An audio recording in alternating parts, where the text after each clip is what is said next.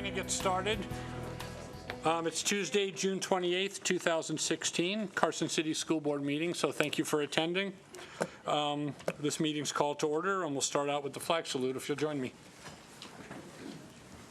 I pledge allegiance to the flag of the United States of America and to the republic for which it stands, one nation, under God, indivisible, with liberty and justice for all. And Renee, for the record, Trustee Green won't be here tonight, and I believe Trustee Wilkie is on her way. Okay, we have item 2, adoption of the agenda.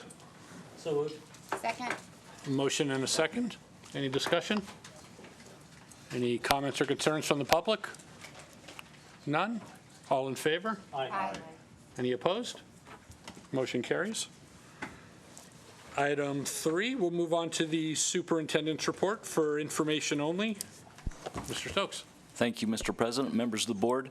Much of the work that we've been doing here since school has been out is reflected in our agenda this evening. So I'm going to defer my remarks and we can get right to business and we'll carry on. Thank you. Okay, thank you. We'll move on to item 4, board reports, board member comments. Again, this is for information only, and we'll start out with the Nevada Association of School Boards update. we met over last weekend, and 14 out of the 17 counties had passed the resolution like we had. Got a brief update on the elections and how they filled it out so we know where to concentrate in the general. And other than that, it was all good. Still looking for a parent, school board member to be on the parent advisement council, but it has to be over 100,000 enrollment, so we're still working on that one. Thank you very much. How about board announcements? I just want to note that I attended the opening of the Pennington Teen Center at the Boys and Girls Club last Thursday, as did Trustee Reynolds, and it was a very joyous occasion. It was nice to see how the community had united to support the youth, and it was a pretty nifty place. I kind of wondered if I could hang out too, but they said, probably not. Also, I attended the Nevada Association of School Boards Professional Development Conference on the 18th of June, and the topic was avoiding dysfunction in the boardroom, so I think I'm going to be a better board member because of it. Well, we'll appreciate any information you can pass on to the rest of us. Ron. No. Stacy. I was lucky enough to attend the Parental Involvement Conference in Pittsburgh with the Department of Education's Parent Involvement Coordinator and learned a lot.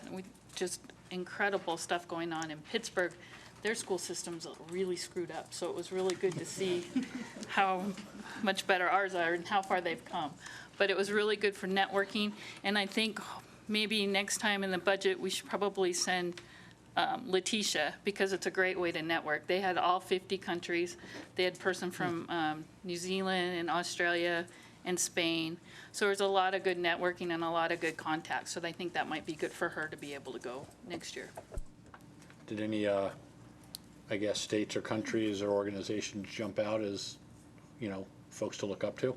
Well, we ended up sitting a lot with Connecticut. They sent 10 people. And they actually have in their school system a parental involvement office. So there's some really good ideas about how to network our own people.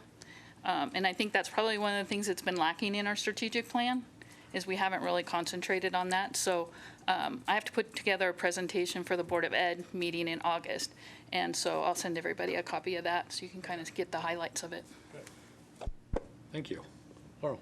And I'm just going to put a plug out there for our local Parks and Rec Department and the Carson Tiger Sharks that there is a Capital City Kids Triathlon on July 16th, ages 5 and 6. If they can swim across the pool 25, they can do it. And it's short, varied amounts, and you can just go to the swimming pool here in town and pick up and sign up for it. I know the Peachy, they went home in the Peachies. So there's still time to sign up. You can even sign up the day up. It's a lot of fun, and kids that can't quite make it, they have flotation devices for them if they want to participate, so. Yeah, for the younger ages, Yeah. even a parent can be in the water with them. Great, okay, and I have nothing to report tonight, so we'll move on to item 5, association reports. Again, for discussion only, do we have any association reports? All right, seeing none, we'll move on to item 6, which is public comment. And this is a chance, comments may be made by members of the public on any matter within the authority of this board. Please note the public comment will be taken on items marked for possible action before action is taken on such items, and members of the public are encouraged to comment on such items at the time they're being considered. Although members of the board may respond to questions and discuss issues raised, no action may be taken on such matter until the matter is placed on the agenda for action at a meeting of this board. In making public comments, speakers are asked to come to the podium, sign in, speak into the microphone, and identify themselves for the record. Speakers are asked to limit their comments to no more than 3 minutes and not to simply repeat comments made by others. So with that being said, do we have any public comment? All right. Seeing none, we're going to move on to item 7, which is discussion and possible action to approve the recommendation of Ms. Susan Squires as principal of Empire Elementary School. This is an action item. Mr. Stokes. Thank you, President Cassiopo, members of the board. As you know, we had a vacancy at Empire Elementary this year with the retirement of Evelyn Allred. And so consequently, we posted that position, and we had 3 individuals who showed interest. We did interviews on the 20th of June. And in your board packet, you'll see a list of the folks who helped present or at least listen to the presentations as we interviewed the individuals. Many thanks to those individuals. As a result of that activity, we selected Susan Squires to fill the position of the principal at Empire Elementary. And the purpose for this agenda item is for you to meet Mrs. Squires, and then we certainly would like to present her to you as our next principal at Empire Elementary. So I'd like to invite Mrs. Squires to come join me at the podium if she would. I know she's here this evening with family members. I'd like to extend a welcome to them as well. Mrs. Squires has good experience. She has of course, been an educator here with us in Carson City School District for a number of years. Happy to have her back with us and look forward to the opportunity to rub shoulders to a greater degree and have her join our team once again. So, Mrs. Squires, anything you'd like to add? Well, President Cassiopo, members of the board, thank you so much for considering me for this position at Empire. My family, my parents moved to Carson City in 1958, and I am a native Nevadan. I went all through Carson City schools, graduated from Carson High. My son went through Carson City schools, graduated from Carson High. My granddaughter is starting at Seeliger in kindergarten this year, so being part of Carson City School District is really important to me and really special. But I do, my experiences at Bordewick Bray as the vice principal there for 5 years were just amazing, working with Valerie Dockery and Karen Sims both. And then working in Eureka as the principal of the Eureka County Elementary Schools was another great experience for me that really gave me a lot of good understanding of how to run a building. So I just am really excited about this, and I just want to thank you for even considering me for the position. Oh, thank you very much. Any questions or comments from any members of the board? Just, Ron? I said it already with Susan, but Susan, welcome back. Thank you You know, so we're much. happy to have you here. Thank you so much. So nice to be back with my family. I have to say that. Yeah, I just want to add my congratulations, too. I had the opportunity to sit on the panel that did the interviews, and it is nice to see you back in the Carson City School District. Thank you. Welcome aboard, and Thank you so much. enjoy the summer. It'll be a busy year. Well, I'm afraid that it's probably coming quickly to an end. But I'm ready. I'm ready. Great. Well, good. Congratulations and welcome. Thank you. Thank you so much.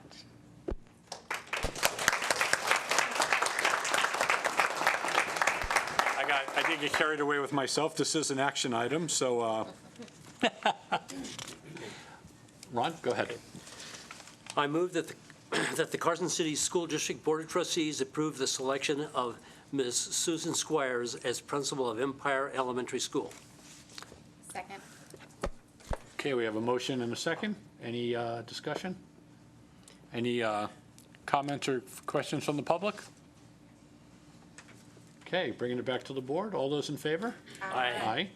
Opposed? Motion carries unanimously. Now, congratulations.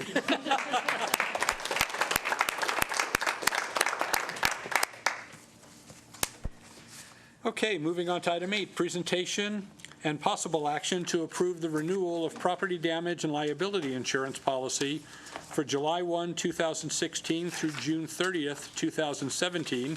And again, this is an action item. We have Ann Riswell and Ryan Garavante. Thank you. I'd actually like to introduce a few other individuals. We have Ryan Garaventa from Alpine Insurance, who is the district's insurance broker, and we have two representatives from Pool Pact here as well that might take a moment to talk about some of the pool's services. So I'm going to turn it over to you all. Thank you so much. Good evening, ladies and gentlemen of the board. Thanks for having us back.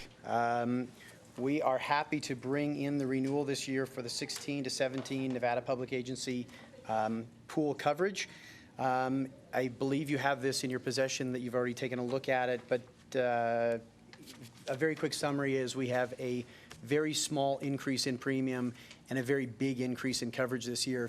Thanks to the pool, they've done some fine work with some expansion on coverage. Some very simple high points. The flood in Flood Zone A has increased from 10 million to 25 million. Equipment breakdown has increased from 60 million to 100 million per loss. This year, there is a pollution component, which is very nice. And finally, as a very, very good part of the program, they have added in student accident coverage for every student in Carson City School District. So if you have any questions, we'd be happy to answer it. My colleagues and I are well prepared for anything you may have. Great, thank you. Do we have any questions from the board? Okay, let's talk about the premiums. You said it's just a very slight increase. What does that mean? Premiums have gone, last year was $486,634. This year it's $499,962. But remember, we are eliminating almost $9,000 in a secondary student accident policy that the board has agreed to have every year. So taking that $9,000 out, we're looking at a very small increase. So with the student accident coverage, explain a little bit about that. What happens now? Is it athletics, or is it? It's everything, huh? It's virtually every component of a student's life in relation to being at school and school-sponsored activities, including transportation to and from school. And if you guys, would you like me to talk on a little bit? Please, if you could, that'd be great. Hi, Stephen Romero with Willis Repolling. With regards to student accident, I was the one that put this in place or brought this to the pool. And what it is actually a policy that takes place over what we currently had. What you had before was just a transportation policy, covered kids while they were going to and from school, and there was a premium charge that was given to you for that. What we ended up doing was putting a policy in place that not only covered transportation to and from school activities, sponsored activities and sporting events, but also covering while they're at school and then at any school athletic activity. So it's giving a broader coverage. Pool actually liked what we put together for them and decided that it would be beneficial for all of the 15 schools that are within the district, and that they would pay for it. So therefore, that premium isn't even being passed along to you any longer. It is a secondary policy, so it does work after their primary insurance comes into play. It's a $250 deductible with a $10,000 max limit. Steve, you might mention the pollution coverage, a little detail behind that. Okay, on the pollution coverage, also, again, an expansion of coverage that was given to all pool members and to all locations. What this ended up doing, or how this ended up coming about was I actually worked on same side as the agent side last year, and I covered a school district that ended up having a loss. It was a mercury spill. Underneath the policy, there's a total pollution exclusion, which when we have something like that would occur, coverage was not available for you. In discussion with Wayne, we were able to put together a pollution policy that would end up covering all locations for, again, all members. There is a $25,000 deductible, $2 million per occurrence limit, $10 million aggregate. That is split up amongst all members, but to give you kind of an idea, that mercury spill was right at $120,000 was the total loss of that spill. And I could add something, Steve? Go ahead. If I could add something, for the record, Doug Smith with the pool. The premiums have gone up a bit, and the general goal of the pool, according to the members who basically own the pool, is to try to keep the premiums either stable or within a plus or minus 5% increase or decrease. So the rating is this year pretty much related to changes in exposures. Property values, which didn't really go up much this year, but also payroll. And those are the two main measures of pricing. There are a number of other things that go into it, as well as the experience, the actual experience. So that's the goal, is to try to not have any big surprises for you folks in terms of budgetary impact. I'd mention also that we're very proud of the coverage expansions that we've made. And we have kind of an interesting one that we're looking at currently and trying to help members with, and that's drone coverage, which is a newbie to me.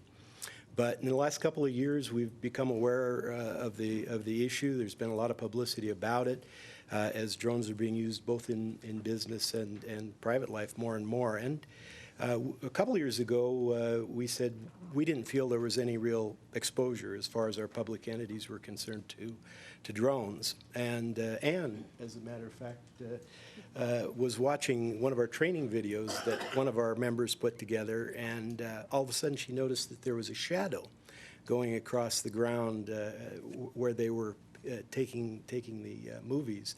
It turned out it was a drone and a camera owned by one of our public entities. And we try never to mention the names of our entities in terms of specifically what's happening, but it's an entity in the northeast corner of the state that begins with E. So. On the flood insurance, the flood zone A, is that all zone A's? And so AO, AE, all that stuff. And then other than the high school, do we have any other schools that are in flood zone A? I don't believe so, but I'd have to go back and check. Okay. The best example of the concern we have in this area would have been back prior to the millennium, when the mountain came down in Washoe Valley. So we feel we have exposure all along the foothills here for those types of events. So in a sense, even though it might not be Zone A, there's still exposure. I think even more important to you folks is that we feel adequate quake coverage now. We increased that last year, and all along the Sierras here, we know we have that exposure. So that could hit multiple entities at once. And frankly, the pool is in a much better position to provide that coverage than most anyone out there. Okay, well, thank you. Does that answer that question? No, that's fine, yeah. So I guess just to follow up on that, though, if something gets damaged due to flood that isn't in a Zone A, do we still have some coverage? $150 million. Okay, so that's where that comes in, okay. All right. Any additional questions, Steve? Over the last few years, there's been several lawsuits regarding the education or the care of special education students. Is that part of the wrongful acts, part of our life? Okay. Thank you. One last question. When's Wayne Carlson going to make an appearance again? We miss him. So if you, well, he knows he's at NASB, but he occasionally stops by. Careful what you ask for.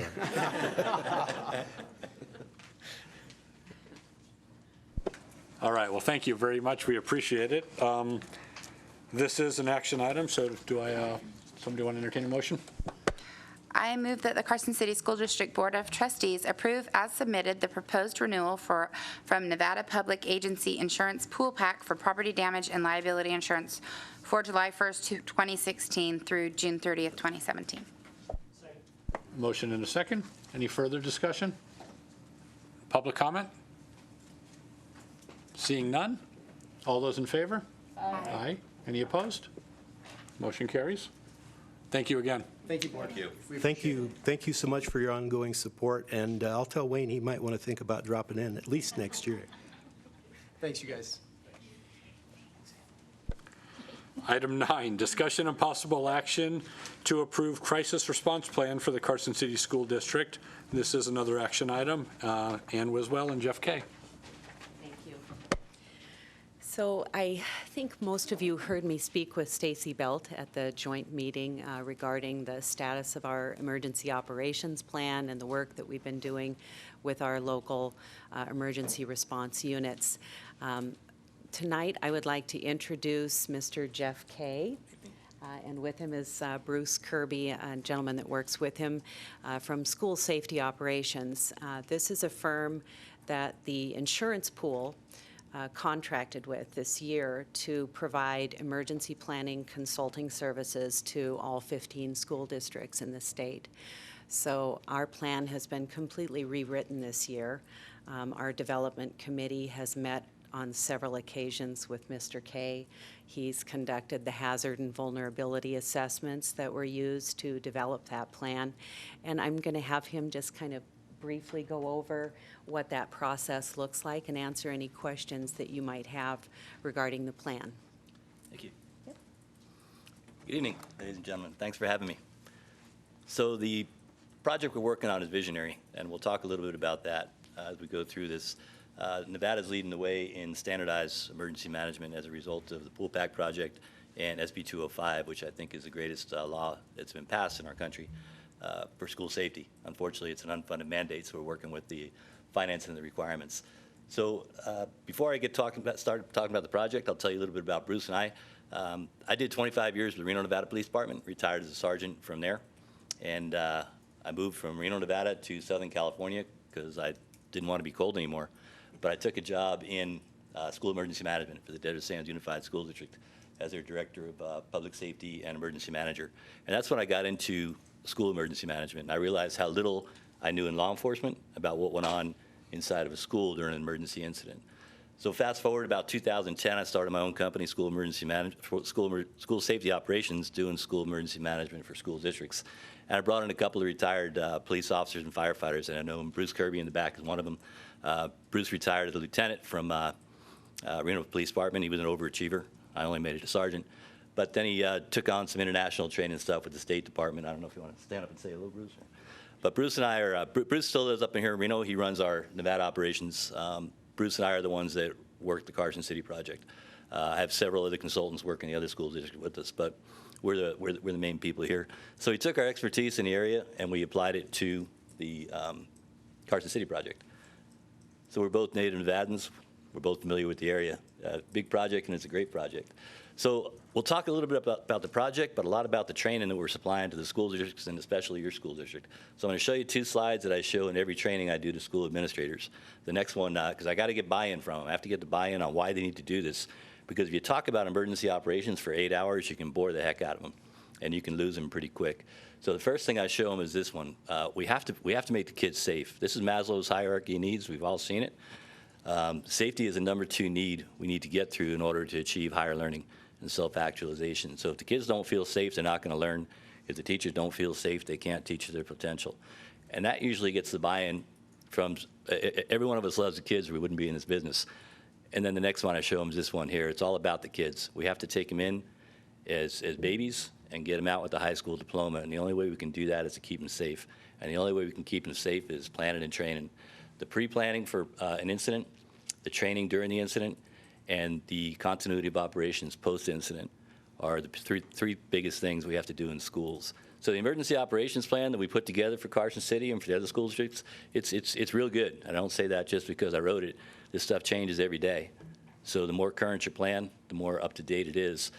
But the first thing you do with your emergency operations plan in emergency is throw it out the window because you're not going to have time to look at it. So your plan has to be up here, and that comes with the training. Working with Ann, and Ann actually kicked this project off. Been working together on this for a few years. She got it going with Pool Pack, Ann Walter and Mike Rebeletti. Got this thing put in motion, and it's a good project, and we'll talk a little bit about it here. So we've got the training scheduled for Carson City. I believe it's the 9th, 10th, and 11th of August. That's when we'll be starting to train the administration.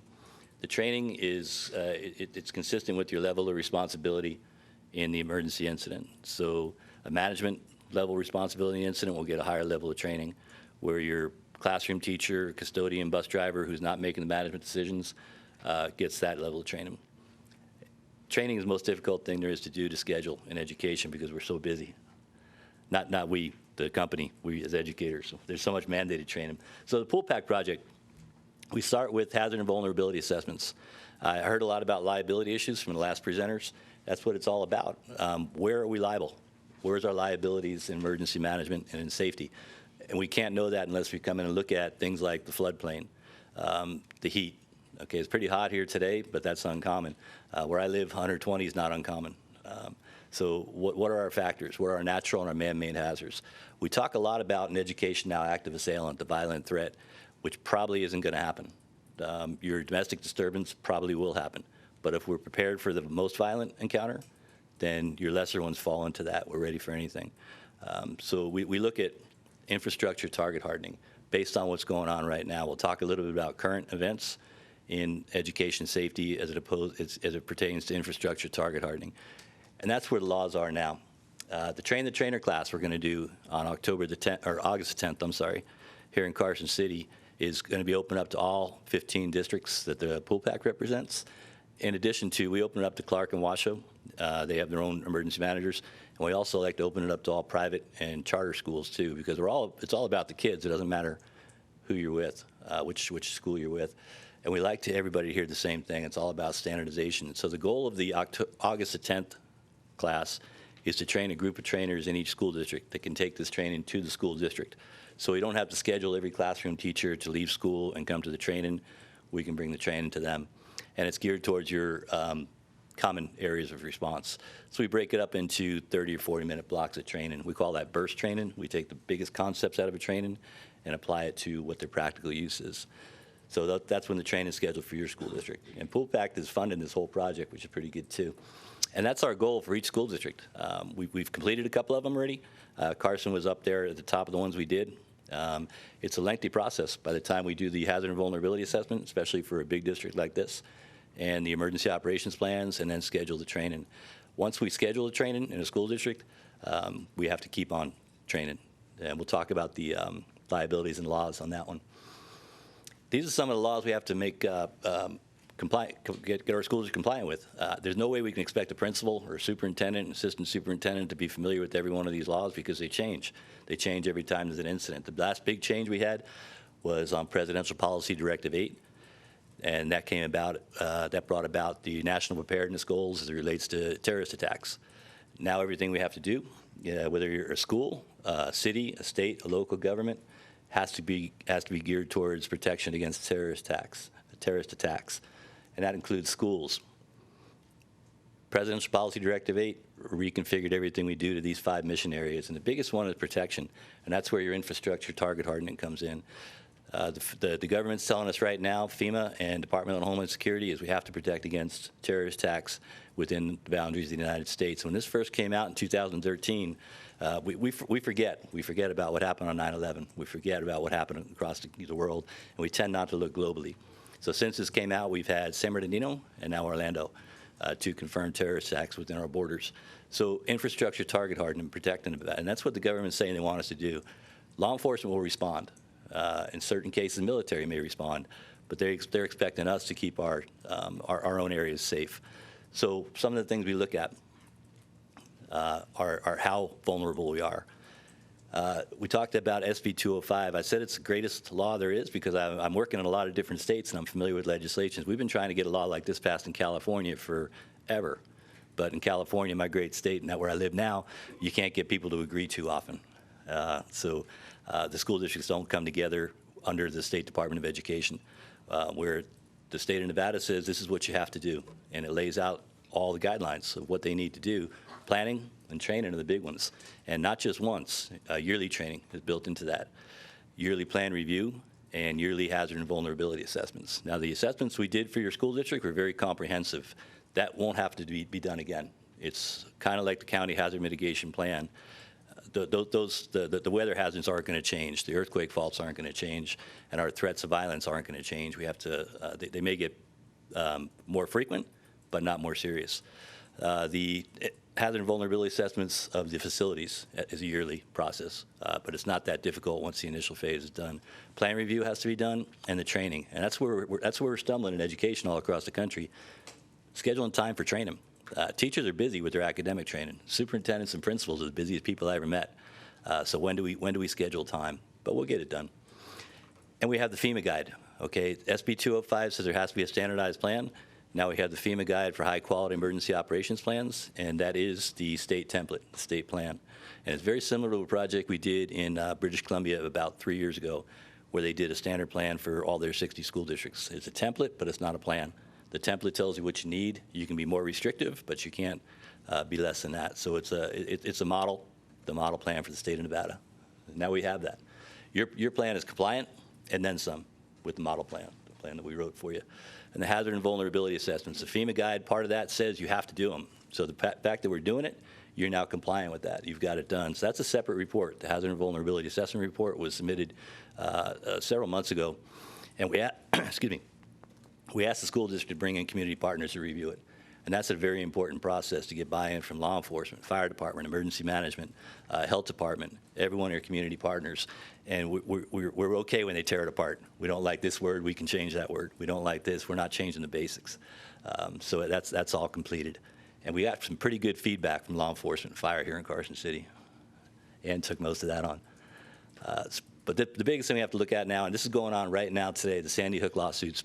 We know what happened in Sandy Hook. We don't have to talk about that, but the lawsuits that the two parents filed are going to set the tone for where we have to go in education safety as far as what we need to do for infrastructure target hardening.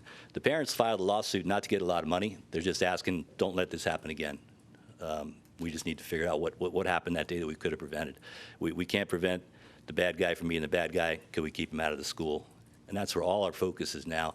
The Sandy Hook lawsuits were only filed a year ago, so a typical lawsuit, it's going to be 4 or 5 years before we get an answer to this, but the judge accepted the lawsuit based on the fact of this question right here. That's a picture of the window from Sandy Hook. Excellent secure single point of entry, and I saw excellent secure single point of entries in your schools. Some of the best. Somebody put a lot of work into planning your points of entry in your schools. I was impressed. But the one thing we recommend is treating the glass with the shatterproof laminate, and that's what they didn't do in Sandy Hook because nobody told them to. This process wasn't in effect, okay? Nobody said you should do this, and that's what the judge is saying. Okay, there was technology available. You chose not to use it. We're going to let the jury decide if that creates a liability. So he accepted the lawsuit. So the technology is there, so do we use it, and how do we use it? That's what we have to look at. So this is we talk about the glass coatings in your report. This is a test window pane we did there, on that one there. I don't sell products. I never will. I sell training. And I do training, but I buy products from my schools. And before I buy a product, I want to try it. So I told the salesman, make me a sample of the glass. And we took it out to the range, and we shot it with every caliber bullet we could think of. And I brought law enforcement out there, and the young lady you see is our school board president, because you need that buy-in from above for any project, especially for school safety. And we blew this thing up out there, and it stayed intact. So then I started using it in my schools. I'm still director of public safety for my school district for about another 10 days. Then I'm retiring, doing this full time. But I won't bring a product in until I prove it credible. And the best way to get credibility is that community partnership, and the best way to get funding is for that. So that's what we look at in your schools. Were you compliant? Yeah, sure. But can we get better? Yes, every day. So the Sandy Hook recommendations, we look at that when we do the vulnerability assessments, and this is what they're recommending. You have the single points of entry. That's great. Safe rooms. We identified safe rooms in every one of your schools. Where does the office staff go during a lockdown? And where does the principal go? And is there a room with a lot of glass? We build schools with a lot of glass, but can we go to an internal room? Can we lock down further? And can we differentiate between a lockdown and a lockout, these actions that comes from training? Every one of your schools had a visitor monitoring system. That's great. We need to know who's coming and going. Signage, we can always do better. I don't care what school it is, we can always do better. What building? I get lost a lot. Just ask Bruce. I'm always following him. I need signs. And the training and planning pre-incident, that's where we have to keep going on. So you have a standardized plan that gets adapted to each school site. At the end of this project, once the plan is approved, each school site will get a project specific or a plan specifically for their school, but the actions don't change, and that's what the standardization does. Your devolution of authority, your who's in charge, the names of contact list, that changes, but your actions don't change. A lockdown is a lockdown, a lockout is a lockout, and there's only 4 things we do, and we'll talk about that. And this is what your plan will contain. We do hazard-specific annexes for the highest threats. The highest threats for this area here, naturally, we live in an earthquake zone. That's very high. Active assailant, I consider that high threat everywhere I go. No matter where you are, if you're a school, place of worship, hospital, or a business, it's a high threat these days. We have to plan for that. Continuity of operations plan is what I see missing from most school district plans I review, and student parental reunification plan. So we have all that, but now we have to train to those plans, and it's all standardized. And the food defense plan, too, I forgot about that one. And we train to these. These are the only 4 actions we do in a school. Lockdown, lockout, evacuate or shelter in place. It's when we do them and how long we do them, and that all comes through the training. But we have to be, when the fire alarm goes off, we have to evacuate based on these priorities. And these are the same priorities law enforcement and fire went to about 5 years ago. Life safety first, incident stabilization, and property preservation. And I will tell you, as a law enforcement supervisor, between Bruce and I, we've got 30 years of supervision alone between us and law enforcement. We don't train for your incident stabilization. When I say that, police don't train for the stabilizing your incident in your school. They train to stabilize the threat. Police don't know, and as a 14-year police supervisor, I had no idea how intrusive a lockdown was. None. I didn't know what that did to the learning environment. I didn't know it traumatized every kid. I didn't know they had to be under desks. I didn't know they couldn't go to the bathroom. They don't train us in that. We have to train ourselves in that and work in with law enforcement. We've got some pretty good dialogue going with local law enforcement here on the difference between a lockdown and a lockout.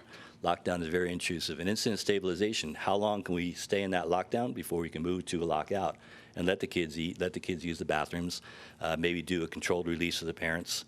One of the worst things I see when I debrief these things all across the country is we'll have 300 parents standing in a parking lot waiting for their kids because their kids are in lockdown. So what's our threat level if the parents aren't being threatened? It's just a lack of communication, and that's training. And property preservation is last. We can always rebuild a school. We have insurance. Some of the things you're taking on when you adopt this, the federal government, the standards, federal and state governments are saying we have to have the incident management system. National Incident Management System is mandated in schools since 2002. You're compliant with that. Your plans before, when I reviewed them, they were compliant with NIMS and ICS, National Incident Management System. We just tightened it up a little bit and gave some checklists, some roles and responsibilities. What's your job? So you're compliant. NIMS requires the use of incident command system in all emergency response. When we tell that to the fire department and law enforcement, they love it because they've been using this since 2001. So we're all talking the same language. The principals know their roles in the incident command system. Nobody can take control of a school from a principal except for the superintendent. And nobody can close the school except for the superintendent, not even law enforcement and fire. Naturally, we're going to if they ask us to, but it's how do we do it? So those are the things we look at, roles and responsibilities. And the incident command system is our national system all across the country, no matter what entity it is. So the principal always maintains control of the school. It's up to the principal to figure out how to do reunification, superintendent how to run the incident district-wide. And this is the biggest thing we have to do in education. We have to change this for ourselves. Nelson Mandela made this quote.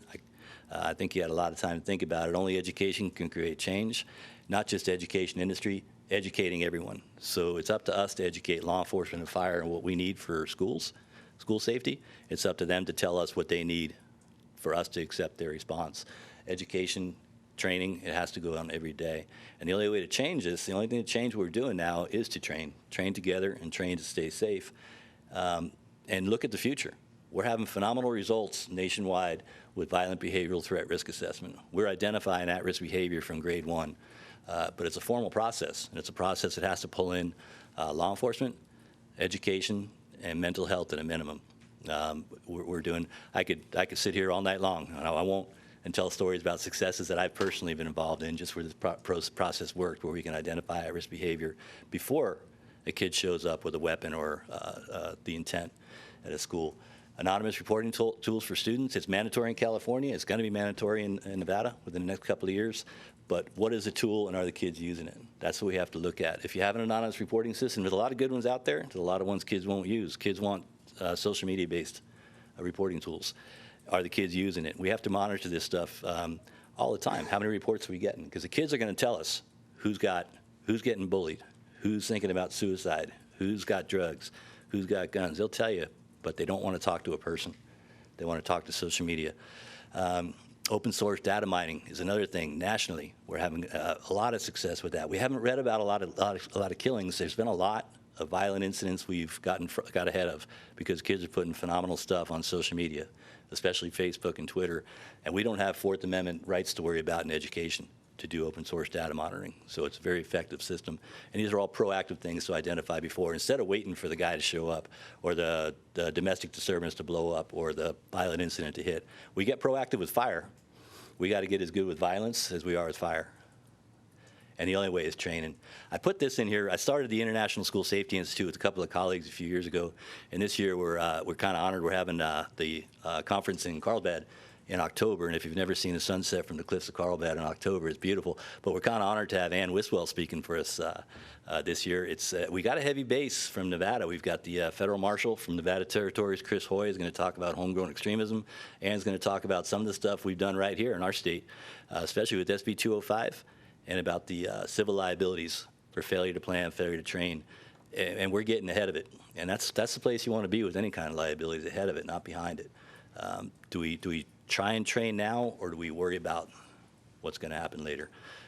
So if anybody wants information on this, Ann's got it, and it's the first time I'll be presenting with Ann. I'm looking forward to it. And this is me. That's my information. Ann's got it. If there's any questions now, I'll be glad to answer them now. If there's any questions to come up later, I'll be glad to answer them later too. But that's our project in a nutshell. Thank you very much, first of all. Any questions from the board? Ron? Yeah, I've got, on the plan, the draft that you'd given us. Yes. On page 88, and this is about emergency response intruder campus, not an active assailant or imminent threat. You know, you go through some things like somebody's here, they shouldn't be here. And you go through a number of things, you know, you're asking the person some questions. And then you talk about, well, if the person gets, you know, violent or starts acting out, then you call 911. How do you do this, practically speaking, if you say you're in a hallway and this happens? How, you know, in your experience, how do you make this happen? I believe the section you're referencing is for an intruder. Yes. That's different than the active assailant. Well, no, this is... Yeah, now you're talking about a person that it may be an upset parent. Not a direct and imminent threat, but something we have to do something about. So we're going to engage them in some kind of conversation. And this comes out in the training too. I see you walking around or you see me walking around. We don't know who it is. We've got to ask some questions. So now we're in a little bit, maybe an agitated state. Maybe it's a domestic disturbance, something like that. Maybe it's somebody that's high on drugs, drunk on alcohol, that kind of wandered in. That happens quite often. There's got to be a dialogue. If that threat escalates to a violent thing, now we're talking about a different response. Now we're talking about going into a lockdown, maybe calling 911. Much different than an active assailant, somebody with a weapon. If somebody has a weapon, there's no dialogue. And that's all covered. The active assailant plan it goes more into detail than that, and so does the training. Hopefully I got that one. Yeah, practically how this would happen. And I have another question on page, I think it's 70. Page, actually 73 is in the category emergency response bomb threat. And you're putting a lot of your responsibility on the principal. Gets a bomb threat. And you're saying here that if you have no specific information, you may or may not evacuate. In your experience, and I'm thinking myself as a principal, if somebody calls me and says, we've got a bomb in your school, you know, people are out of here. But what would be the determining factor? You're saying if there's not a lot of information, then may not be the time to evacuate, but Yeah. how do you make that Ultimately, the decision is up to the principal, whether you're going to evacuate or the superintendent to override that. Now, what we look at, and this all goes into threat assessment, we look at specificity of the threat. There's never been a confirmed threat or a confirmed incident through an unauthorized threat. Now, that being said, it's 100% up to the principal. I've had superintendents tell me we're evacuating every Friday because we get a bomb threat, and I'm not going to be the superintendent that doesn't evacuate because we think it's a kid. Okay, that's your decision. What I'm saying is we have to evaluate the wording of the threat. If it's non-specific information, it's probably not a valid threat. And I say this from a law enforcement perspective too. If you call me and say you evacuated your school because of a bomb threat, we'll send a deputy or a law enforcement officer to take a report, and we'll examine the specificity of the threat, but we probably won't search your school. We read about this where they shut down a school, bring a bunch of bomb dogs in for military, send everybody home, and it ends up being the kid that didn't want to take the test or whatever. My experience with local law enforcement here in Nevada is we're probably not going to search your school unless it's a specific threat. Now, a threat saying we're going to blow up your school at 10 o'clock this morning and there's a bomb in a black pack in your gym, we might take that one a little more serious and take some kind of action on that. But 100% of the time, it's up to the principal. And we hit that hard in training. Just because it says in here, we don't say don't evacuate. We just say these are the things you need to think about. So we look at the terrorist threats. Do they give us forewarning? Maybe a little bit on social media, a couple of minutes before, that's what we're seeing. But no threat that we've ever seen has called up and said, we're going to do this. And our cyber threats are big on that, too. We get into a lot of that with the swatting that's going on now into our cyber threat analysis. One last comment, and I'm going back to where you opened this up. I mean, this is pretty comprehensive, and I certainly appreciate the work that is done in this. But what you said is this is not going to be a reference manual that people go to and say, whoops, we have this, what do we do? You said it's going to be in the head. Now, in your training, how do you get that across to say, we have it, but it's better be here? It happens automatically. Yeah, and our automatic response is what we train for. Now, that being said, once we slow down and we achieve priority number 2, incident stabilization, we've got some time to look at some reference material, and we put quick reference checklists into the EOP2 and into the annexes. So what I recommend to principals in the training is if you're concerned about immediate response, take those checklists out and make yourself a 3-page document that you can quick reference in your staging area. This also has areas of responsibilities that the principal can look at in a staging area once we achieve life safety. So once we achieve priority 1, life safety, then we can slow it down. And as I could tell you, as an emergency responder, that's my biggest fault, is I don't slow it down enough. I rush through it.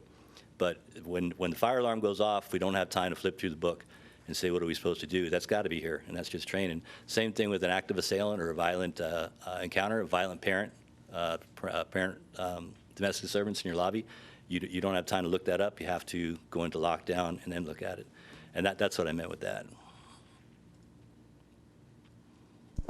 Any additional questions?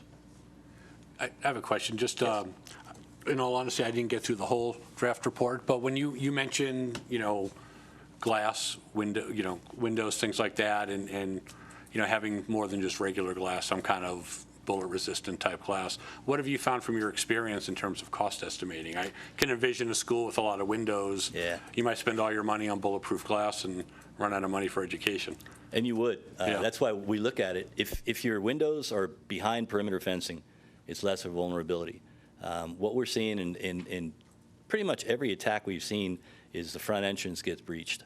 Bulletproof glass is too expensive for a school, I can say that right now. The coating, the laminate, it's a 3M laminate that we recommend, and I've seen it anywhere from $30 to $37 a square foot. And that's not going to make your window bulletproof, but like we train, the only time a bullet makes a 90-degree angle is in a Roadrunner cartoon.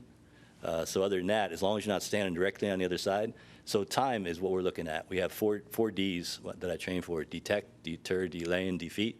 We just need to buy law enforcement about 3 minutes in Carson City, and they're going to be here. So if somebody does fire a shot through the glass, we're acting now. We're going into lockdown. We're getting the kids in the classroom. We're calling 911. We just have to buy 3 minutes. And then it's going to be that, you know, that oh shucks thing on the guy that shot. The window didn't shatter like it did in my video game, so he's going to slow down. And we can't treat, it's just not cost effective to treat every window. So that's why we create safe rooms too. The first thing I look at is your single point of entry. Second thing I look at is the principal's office. How safe is the principal's office? Because the principal has to run the incident. We saw what happened in Sandy Hook when the principal was incapacitated. That created a 9-minute delay on a 911 call. So those are the things I look at. There's some schools I work with that are doing, there's only one school that I've worked with that did every window and they got the money donated. They do it incrementally.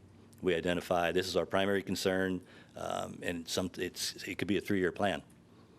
But mitigating the vulnerability, you're starting, mitigating the liability to tell the judge, yeah, we had a 3-year plan, we did this, this, and this, and we were working toward it. I think that would mitigate any kind of jury award or any kind of a judge award. So, but you're right, bulletproof glass, I don't recommend that for schools. You're wasting your money. No, thank you. And then just one more question, since the topic before was liability insurance.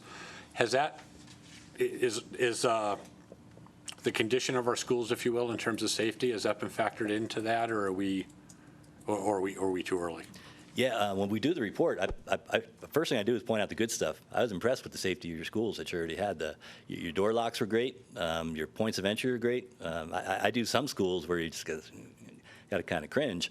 But whoever put your systems in place was going in the right direction. We just need to keep on going in that direction. Most schools I see now do not have the advanced state of door locks that your schools have because they're expensive. The door locks that the Division of State Engineers recommend, or Division of State Architects, I'm sorry, they're $450 a piece, which they're good locks, but how many doors you have in a school, it's expensive. But you're in great shape. Well, thank you very much. Thank you. Thanks for having me.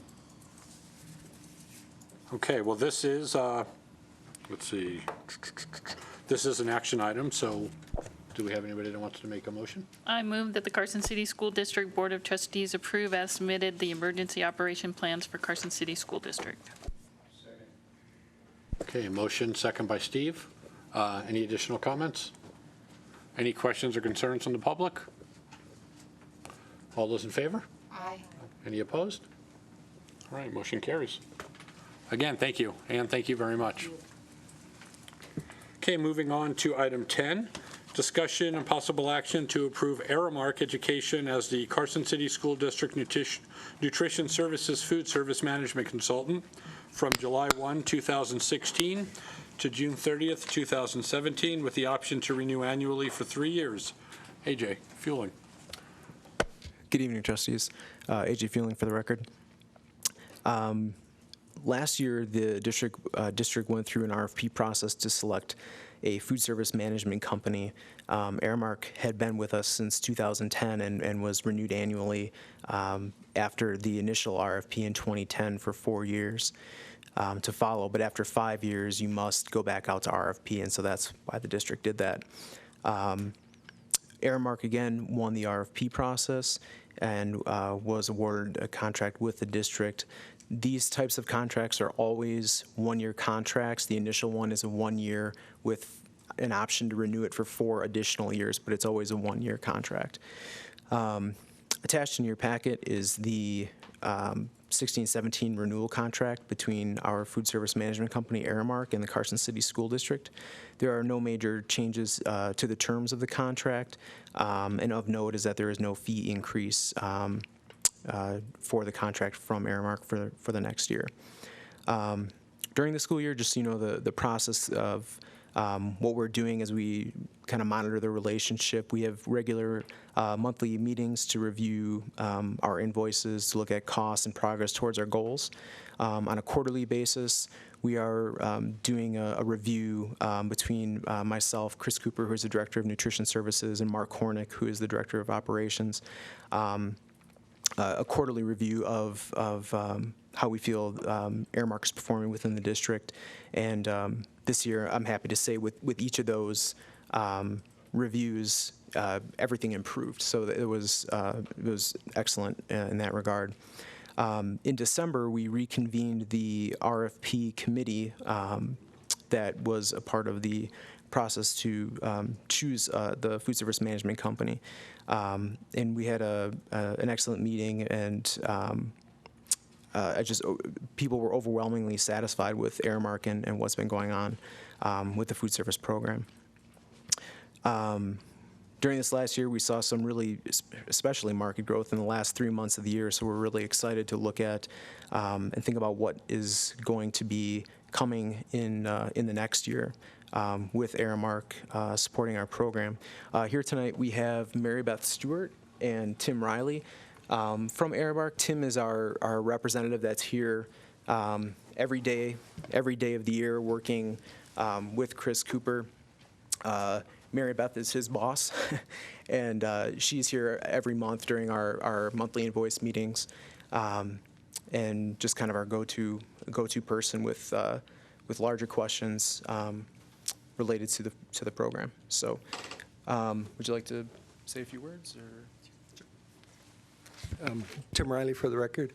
I just want to say that we're happy to still be here and moving forward.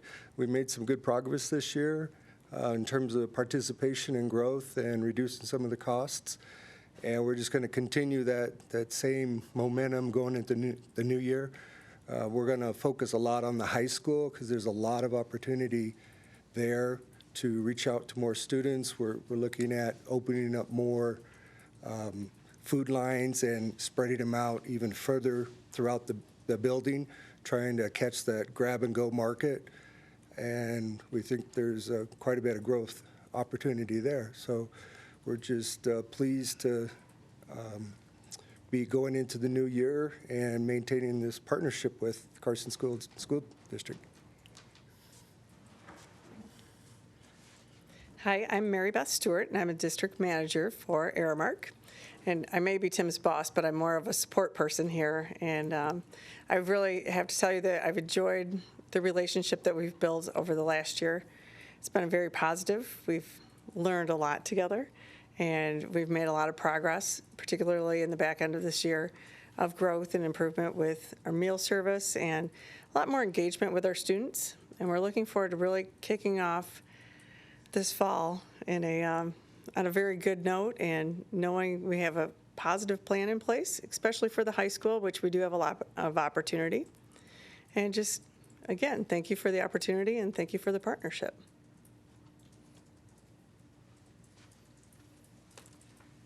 Any questions? Excuse me, questions from the board? Steve?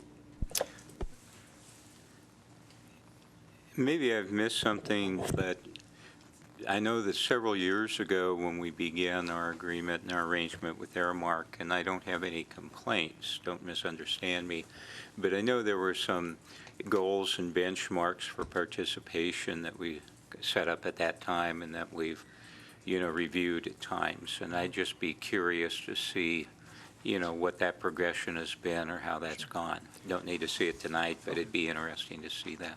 Sure. I can tell you, we actually did an analysis of that going back to 2009, which was the year before Aramark arrived. And what you see in participation from 2009 is every single year an increase in participation, save 1 year. Last year there was a slight dip, but this year it's back up again. So if you look on it a whole since 2009, I can't think of the number offhand of the actual numbers of meals served, but it's been a steady increase. I think it's on average been an 11% increase per year since 2009. The first several years were some dramatic increases, and then since then it's been steady increases. And Chris has been working hard on getting people to fill out the free and reduced lunch forms too. So if you look at that percentage and you look at the percentage of more applications that we've had taken in and gotten approved, it's about the same too. It's a combination of the two, I think. Right, and that's something. And Chris Cooper has done just great work trying to make sure that kids are getting those families are getting those applications.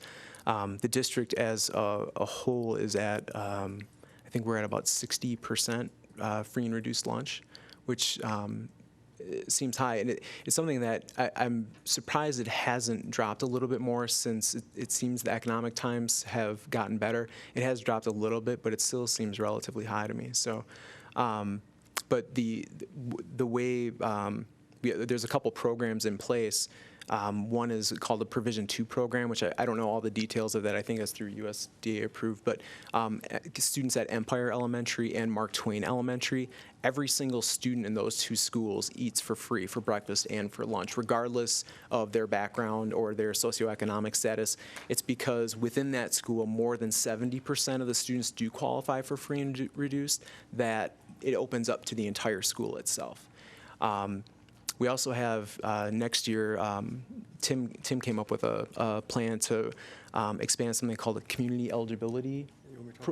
Sure, yeah. Why don't you go ahead? Community eligibility program is based on the community needs within a school's boundaries. So, for instance, Pioneer is eligible to go CEP, which means all students will, starting in August, eat for free at Pioneer. The way we'll offset that is through anticipated growth by more students eating, because we'll be giving up the cash revenue side of it, but we'll easily triple, if not quadruple, the breakfast participation at that school and see a pretty good bump at lunch, too. So that's one of the programs we're working on there. So that was exciting news, and Principal Zona was very excited to hear that for his students. So, yeah, sorry. Sorry. I'm new to the board, and I noticed in the contract the Aramark guarantee is mentioned. Can someone explain that to me? Yeah, absolutely. So in the contract, the contract we had the previous 5 years was something called a fixed fee contract, where we paid Aramark based on, for every meal sold, there was a rate that we would pay to Aramark. When we renegotiated this contract, it's called now it's a cost reimbursable contract. So we kind of have a much more intimate meeting when we're looking at the actual costs of the program, and we're really paying the actual cost of the program for all the food, all the materials coming in, and then we pay a fee to Aramark for supporting that. So when we went to that type of contract, as a part of that, there was a financial guarantee that was in there. So the guarantee is, as of this last year's contract, was set that the deficit, the transfer from the general fund, would be no more than $218,000, which is basically half of what it ever has been before. The program historically, if you go back, I think about 10 years, I think there was actually 1 year where the deficit was almost 700. I think it was actually over $700,000. And so that, since Aramark has been here, that has been whittled away over time. But that's referring to the guarantee. And so the guarantee, we're not, as much as we're at year end, we're not entirely at year end. We're going to be going through our audit and looking at all of our numbers. We'll be getting all of our final revenues. We have some summer programs. We just added the summer program at the elementary schools, Read by 3, thank you, program. And so we've been serving food there as well. So there's a lot of numbers that'll be coming in here to the last minute. But then we'll sit down, Mary Beth and Tim and I, and take a look at those, and we'll look at how that represents the guarantee then. So that's why it's deferred, I see. Exactly, yeah. Yeah, I've got just one question, and I think, Aramark, as a business, has done a good job. However, every year, we're kind of presented with the same thing. The high school offers some opportunities. And once again, we're going to say, for participation, we've got another, maybe expanded opportunity. I would like, and AJ and Richard, maybe at the end of 3 months, September, October, November, could you give us some numbers as far as participation for these opportunities that you expressed here compared with last year? Because, once we had a closed campus, it seemed like this would be automatic, but it wasn't. And I don't know if it was the quality, quantity, cost, I don't know what it was, but you've expressed some specific opportunities. Sure. And I don't know if the rest of the board, if maybe you just provide us some information. Can I? Yeah, oh, sure, Can I go just ahead. fill this too? I think when you and certainly AJ, you can chime in too. When you look at opportunity at the high school, we have had growth at the high school, but we've really started to look at the back end of the year of where we were missing a bulk of the students. And it's a very large area.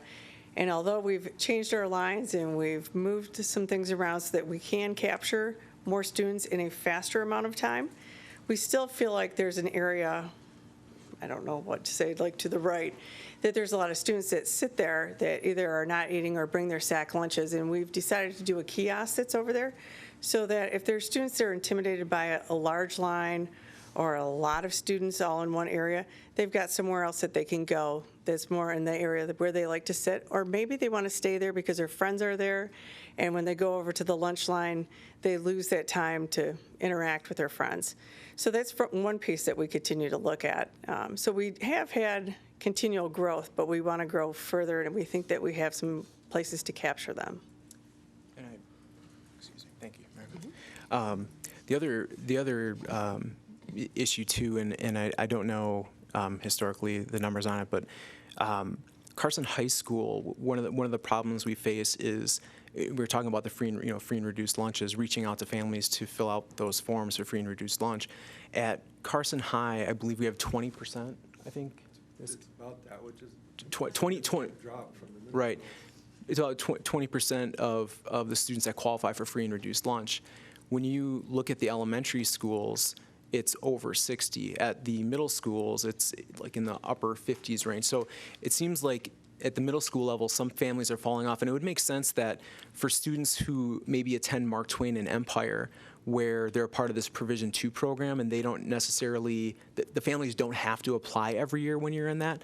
They may forget or just not do it when they get to the middle school level, and middle school kids are middle school kids, and maybe it just doesn't happen.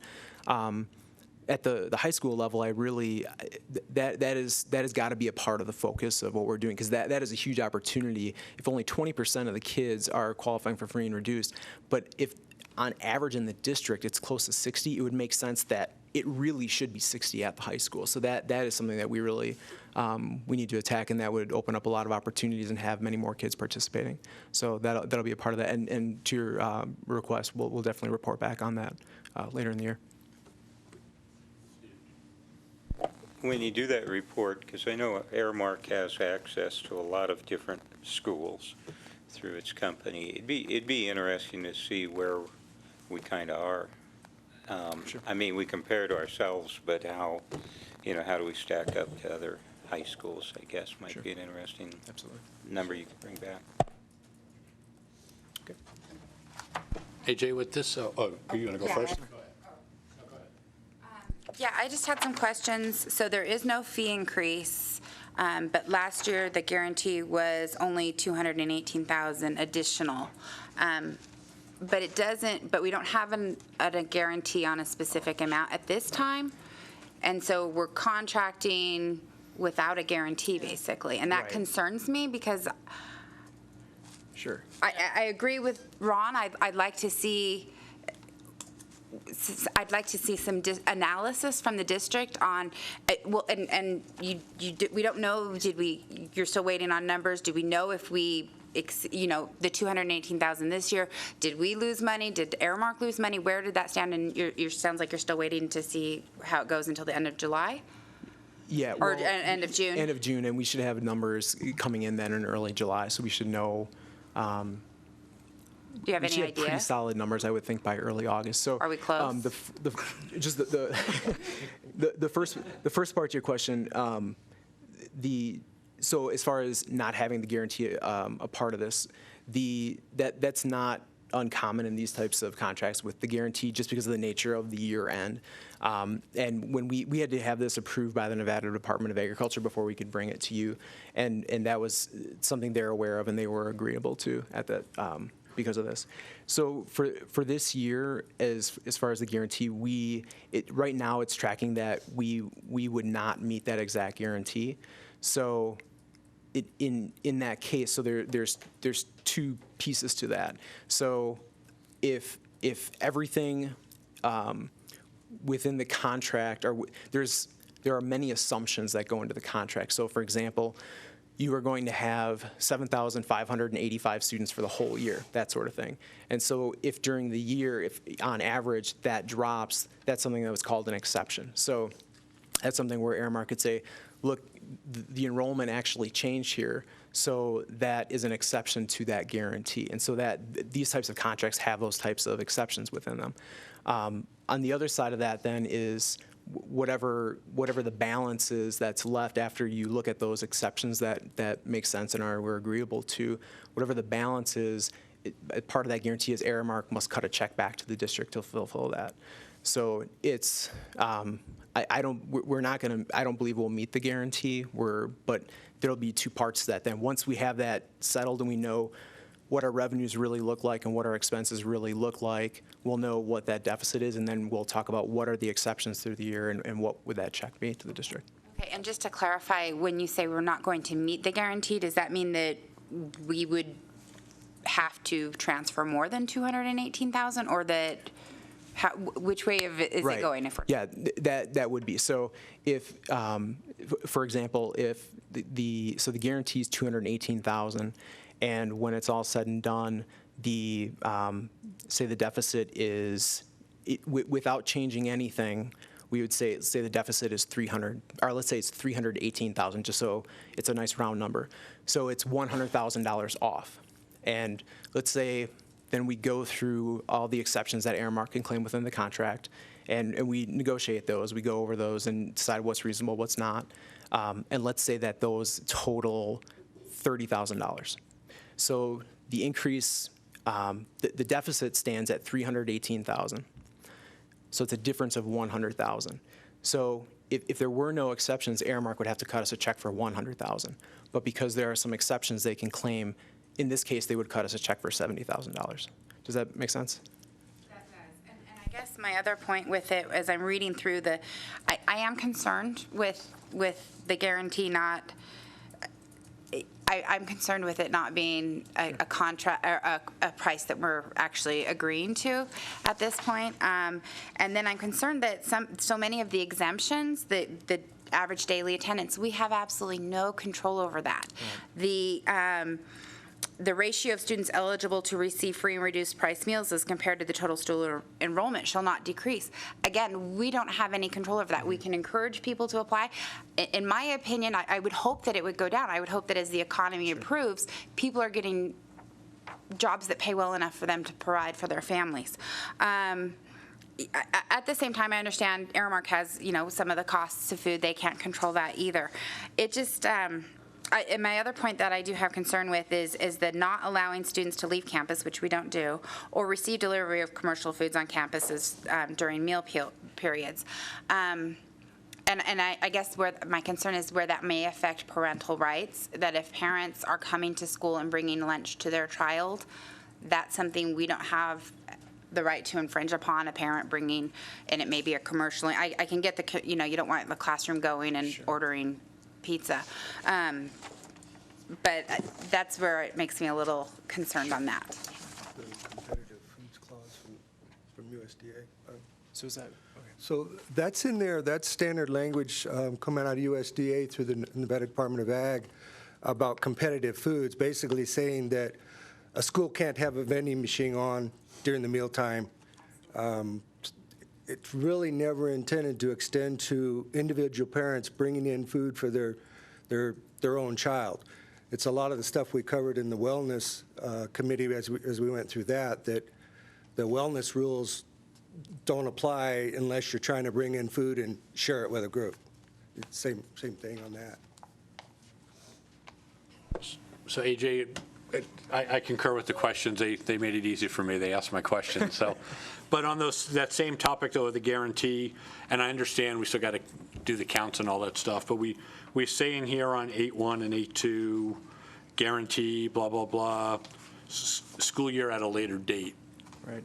Are we okay with that language, or do we want to say if we know we're going to have these counts by the end of June or July, do we want to have some dates in there because what's a later date? Sure. Well, I guess in my mind it would be, because we'll have this information here in the coming weeks, I mean, we were talking about later in July or August potentially to have this done. It just wasn't in the language of the contract. So, I mean, I'm comfortable with that at this point. And yeah. Okay, so you're fine with that. And then just are there any more questions related to that? Go ahead. Just that when we sat down and we did this at the very beginning, we knew it was going to be totally different than anything we had done before.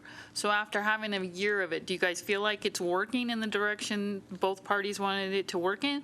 Or is it something that maybe we have to go back and look at again as the committee looks at trying to figure out if it's equal for both Sure. parts? Do you want a response from both of us? Okay. I'll go first if that's okay. I think what I have enjoyed the most about it has been, like I said, the intimate relationship we have when we are going over the program. And I don't feel like under the previous contract scenario, not that things are hidden or anything like that, but you're paying this fee per meal, and you don't really have a feeling for what's really going into that fee, what is justifying that fee. And here, every single month, Chris Cooper is going through with Tim literally every single food invoice for the entire district and going through and verifying all of them. We're going through every little cost that comes through on our side and their side, because they're watching the costs as well, because they have a vested interest in this. So I think from the standpoint of actually improving the program and ultimately trying to find some efficiencies, this has been an excellent year of experience going through this sort of thing with that. And I think in going through that too, we're seeing kind of the impact of certain decisions, so that when we're next year and we're talking about, what are the opportunities, and I know we talked about the high school, but, looking at every individual site almost as like its own cost center, and how does every site do? And, that's where the high school really stands out as this huge opportunity that really needs to be taken advantage of. So, I've enjoyed it, and I enjoy working with Tim and Mary Beth and their folks. So I don't know if you want to speak to it. From my perspective, the old contract was really a lot of us against them, and where it was our food, but it was district staff preparing the food. And under the new contract, because we're all working for the same goal, it's been a lot better to get people to understand that wasted food costs somebody money. And right now, it's costing the district money, even though with the guarantee, Aramark kind of gives you that safety net. But now, one of the things that I can say to staff is, it's your food. Don't waste it. It belongs to your district. Things like that. So that's helped a lot. On the growth end, we've had a pretty good growth this year, about 3% overall. From last year, the high schools had between 8 and 10%. They've had a lot of growth at breakfast, and we just need to continue that momentum that we've had going. So I think it's a much better contract structure. It allows Chris and I to make decisions jointly instead of her making decisions about staff and me making decisions about food. We're working together a lot better. And she's come up with many ideas as she's going through invoices, and she's saying, well, why are you doing that? Why are you doing that? And so there's a lot more of us helping each other to get to a common turnaround. And as AJ pointed out, every year we keep chipping away at that overall deficit. And we did, last year we did chip away at it a lot more. So I like the structure of it. I just had one obviously related question, but kind of different tangent. We talked a few years ago, Tim, about and it's kind of subjective, but the healthiness of food, and we've making strides to improve the healthiness of food, and we still have to have certain foods in there to get the kids to buy it, because they're not all going to eat a lettuce leaf all the time. But when we look at things like lettuce, I've got into the schools and eaten lunch, and like a lot of the salads are pre-mixed with dressing and whatnot, and I've noticed they tend to be on the heavy side. Have you guys done some analysis on, is it better to put the dressing on the salad or have individual packets to the kids or have some other way? What have you seen in terms of waste? And also, does one way work better than another when when we think salads, we're thinking that's the pinnacle of the healthier food we're offering these kids.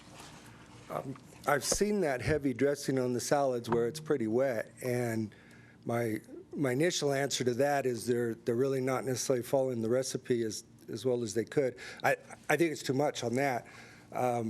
At the elementary level especially, we have the salad offered out on the fruit and salad bars, which is actually not very common across the school districts to have that kind of access. But in order for speed, it's a lot faster to pre-dress that salad. I do have to agree with you, and we'll take a look at that. I think they're being dressed too heavy. And I was just bringing it up because I didn't know from a cost standpoint too, is it more cost effective to go that way versus like packets? I know there's a waste component with that, but it's definitely cheaper to pre-dress it. Yeah. At the elementary school, where a salad, like a chef salad, is the entree, then the dressing's on the side. So what you're seeing is the bulk salad that's out there on the fruit and veggie carts, and just to get them through faster, it's pre-dressed. But the elementary, the middle, and the high school, the salads are getting the dressings on the side. At Eagle Valley, they actually have a build-your-own kind of salad station. So they get it and then choose the dressing. Okay. And then just when we talked about the high school, last question from me, I promise. When we're talking about the high school and trying to reduce the lines, to encourage kids in there, do we have a goal? Like what's other than 0, what's our ideal length for, what's the maximum time we'd like to see a kid be in line? Well, we actually, we did a lot this year. We moved another station upstairs. We pulled the deli station out away from the window. We created a separate a la carte. The goal that I've had, and we're meeting the goal, is about 2 minutes or less in that line.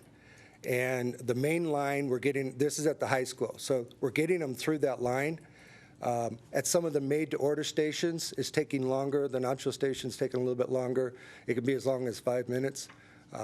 It's actually, the lines are a bit longer at the elementary, depending on, especially with the kinders in the beginning of the year, as they're trying to figure out their numbers, things like that. But specifically on your question, it'd be 2 minutes or less.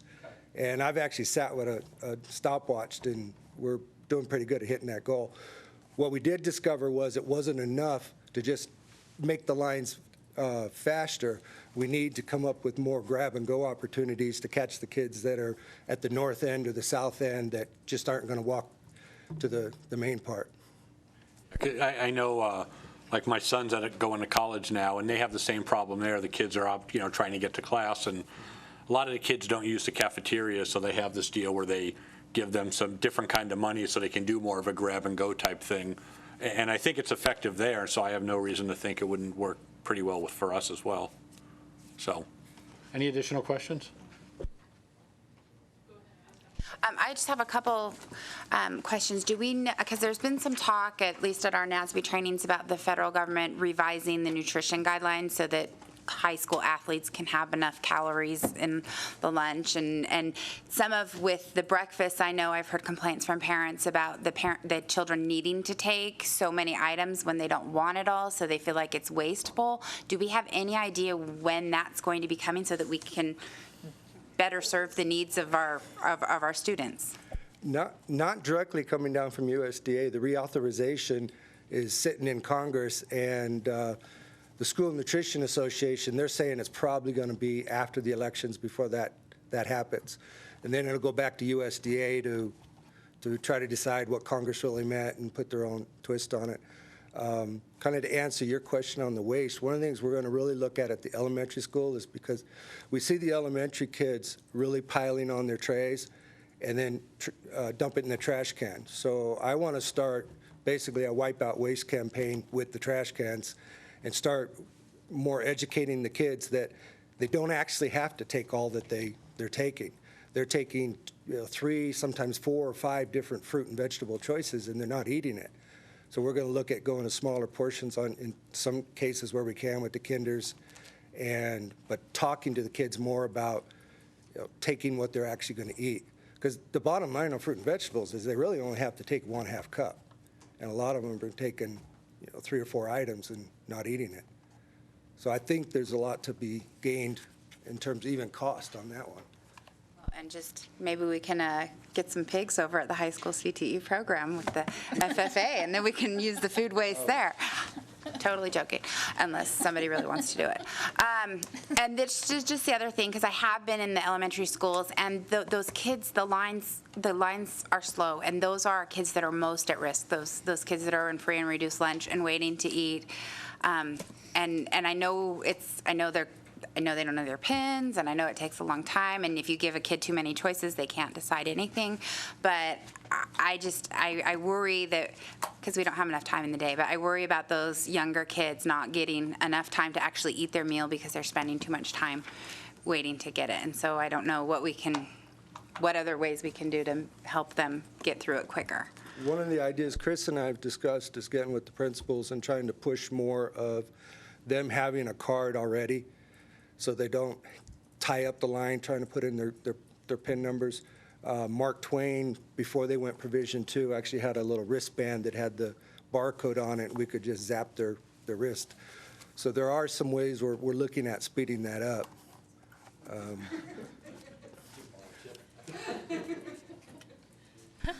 I just want to thank you for all that you do too, outside of just the contract stuff too, because I mean, you're on our wellness committee and a lot of other extracurricular activities, which was one of the reasons we went with Airmark, because Tim's just been incredible. But I do want to thank you, and that we do appreciate the time that you've taken to do the things that you've done in our district that aren't in this contract. All right. Well, thank you for answering all our questions. Are we good? Anybody have any additional questions? Okay. I do have a question. Sorry, I just because Seeing none? I'm nervous about making a commitment when we don't have the guarantee, and we don't even know if the guarantee last year was beneficial, and what kind of analysis we can do that both parties are sharing the risk, and how we can do that. So I guess my question is, what kind of leeway time do we have? Can we get that analysis before we do this, before we approve this? I understand your concern with this, but really, and AJ, I think, did a good job of pointing some of the things out. We're really in an arrangement here where we're working as partners, and it does not behoove Aramark to do anything that would, it's more important for them to have the contract next year and the following year and the following year than to be unfair in any given particular year. And I think we've seen in their performance in the past years that this really is a good vendor partnership we have here. Personally, I'm personally not concerned about any of this because it's all worked out well. There aren't any big fluctuations or variations through the years, and it's just been a good thing. So I guess personally, I'm not seeing a real incentive here to delay any of this, because we've got, we work well together. The proof's in the pudding, so to speak. So that's just my personal opinion after watching what's going on. It's, both parties have incentive to work well together and come to fair conclusions throughout, not just on the contract, but in all the conversations or decisions throughout the year.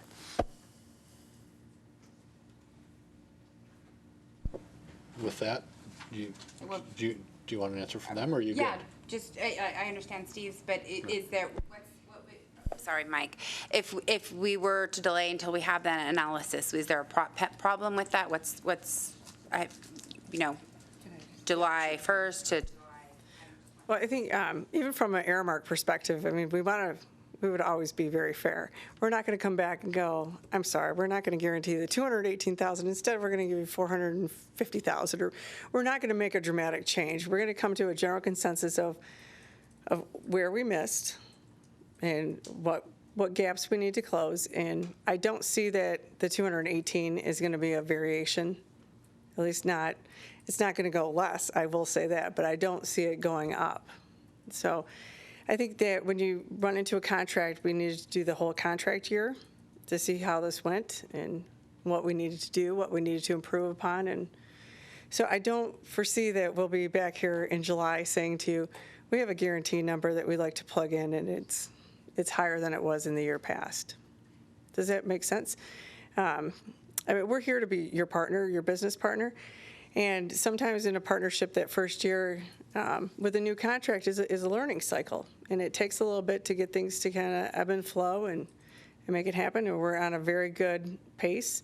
If we weren't, I can tell you that we as Aramark wouldn't be having this conversation saying that the 218 is the guarantee number. And we wouldn't tell you that we want to be here next year, because it wouldn't be in our favor to be able to be back here next year if I knew that it was going to be higher. Does that make sense in a? It does. Okay. I just don't want you to think we're going to come back and say. No, and I totally believe all parties enter into contracts with the best of intentions. Mr. Pavlakis, did you have a comment you wanted to make? Because I saw you wave your finger. And I haven't discussed this with Mr. Fueling or the folks from Aramark, but perhaps you could approve the contract subject to a limitation on the amount of the guarantee, whether the number is 218 or 220, some amount that the board would feel comfortable that the amount coming out of the general fund would not exceed a certain specified sum.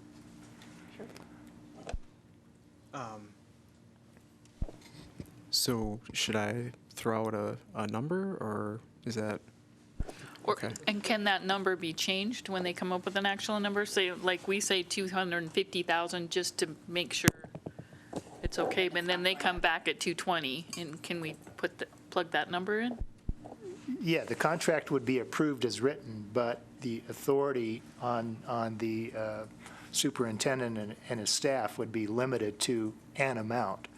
So if there's a concern that it's going to be something more than 218,000, then you ought to say that and say that we think it won't go over 220 or 225, whatever the number is.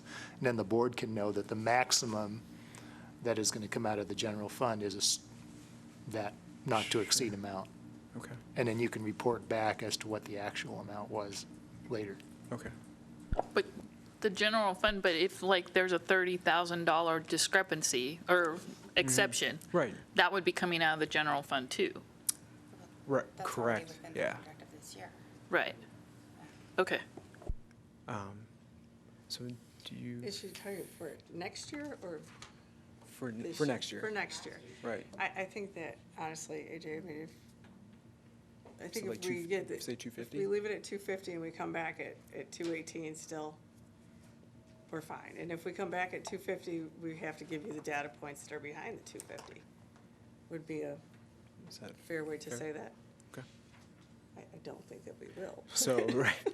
So if the guarantee was an amount not to exceed $250,000, just for some safety cushion there, is that? Am I saying that correctly? I don't want to. Okay.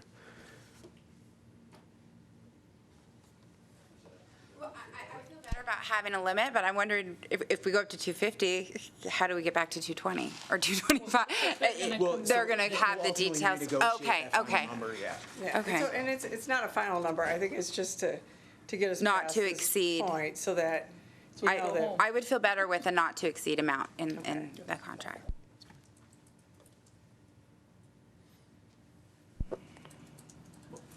Laurel, make the motion. Yeah, Laurel, why don't you, yeah. Let's see. I move that the Carson City School District Board of Trustees approve Aramark Education as the Nutrition Services Food Service Management Consultant for the Carson City School District from July 1st, 2016 to June 30th, 2017 with, would it be an amendment? Or with the language added that the projected guarantee terms are not to exceed, will be negotiated at a later date, but are not to exceed 250,000. Second. Okay, we have a motion and a second. Any further discussion? Any comments from the public? We have a comment from the public. You're hungry, aren't you? Loretta Marson, VP of our Classified Association. I just had a comment. When the communication between Aramark and the district is going on about maybe changes within the high school, Pioneer, I hope they all remember manpower, okay? that's something I think sometimes gets lost. Oh, we'll add this over here, we're going to add this here. But we have manpower issue, okay? So I just would like that communication between the district and Aramark to, oh, we're going to add this little line over here. Wait a minute. We don't have enough people. Anyway, that was my comment, and I would hope that they enter in that conversation when they do talk. That's it. Okay. No, thank you, Laura. I think that's a good point. That's something that I think staff can work with them on. Okay, any additional public comment? All those in favor? Aye. Aye. Any opposed? All right, motion carries. And I just want to reiterate to Aramark, thank you very much. You have been a good partner, and we appreciate what you're doing. This is a learning curve for a learning experience for all of us, and but we do appreciate it, and we feel that you do have our best interests in mind. So thank you very much. Thank you for the opportunities. Okay, moving on to item 11, discussion and possible action on the 2016 refunding bond sale resolution, authorizing the superintendent to arrange for the sale of refunding bonds in an amount not exceeding $10 million in order to effect a reduction in the interest rate being paid on outstanding bonds. This is for possible action, and Andrew Fueling. Thank you, President Cassioppo. Good evening again, trustees. At the May 10th, 2016 board meeting, Mr. Marty Johnson, the district's financial advisor, bond advisor, presented on the topic of the 2016 refunding bond sale resolution. The expectation with this refunding of bonds is to save approximately $1 million in the costs to the debt service fund over the 15-year life of the bond.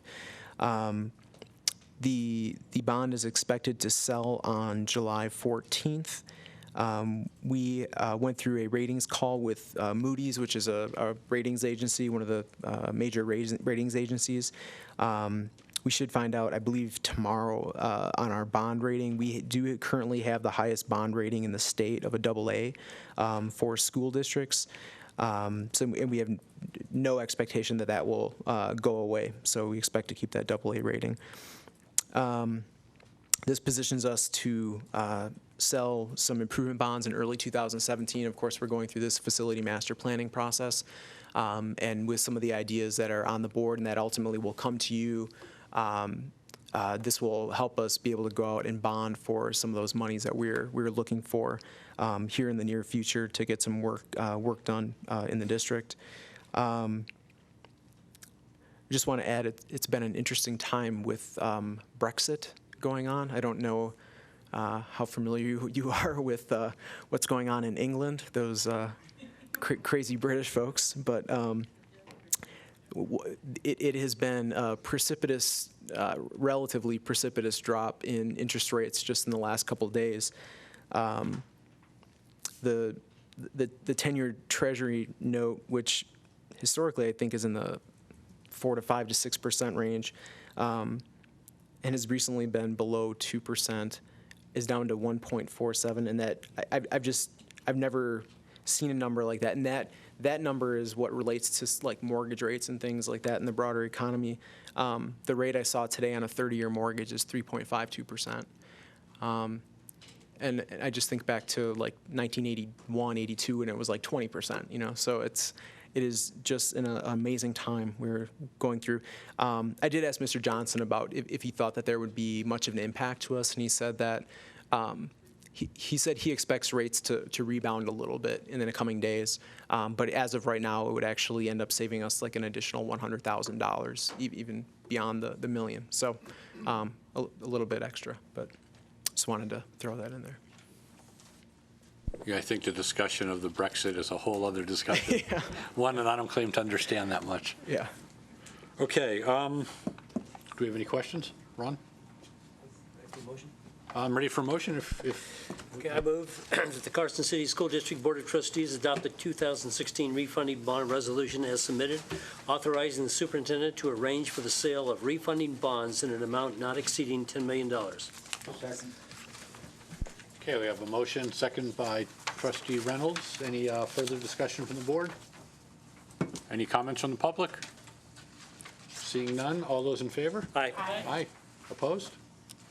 Motion carries. Thank you. And AG, I just wanted to add that I'm kind of disappointed. You've been up here for 2 topics. I haven't seen one bar graph.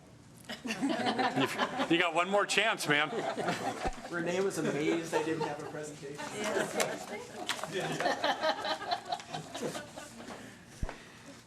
Okay, item 12, presentation on the K through 12 social worker grant in the Carson City School District for the 2015-2016 school year. This one's for discussion only. We have Susan Kima and Dave, I'm going to say it, I always say it wrong. Calerio. Calerio. Thank you. Cassiopo. Calerio. I've been struggling with mine, so what can I tell you? Susan Kima for the record. The district has contracted with Mr. Dave Calerio to act as the district's project lead for a social worker grant afforded to us through SB 515.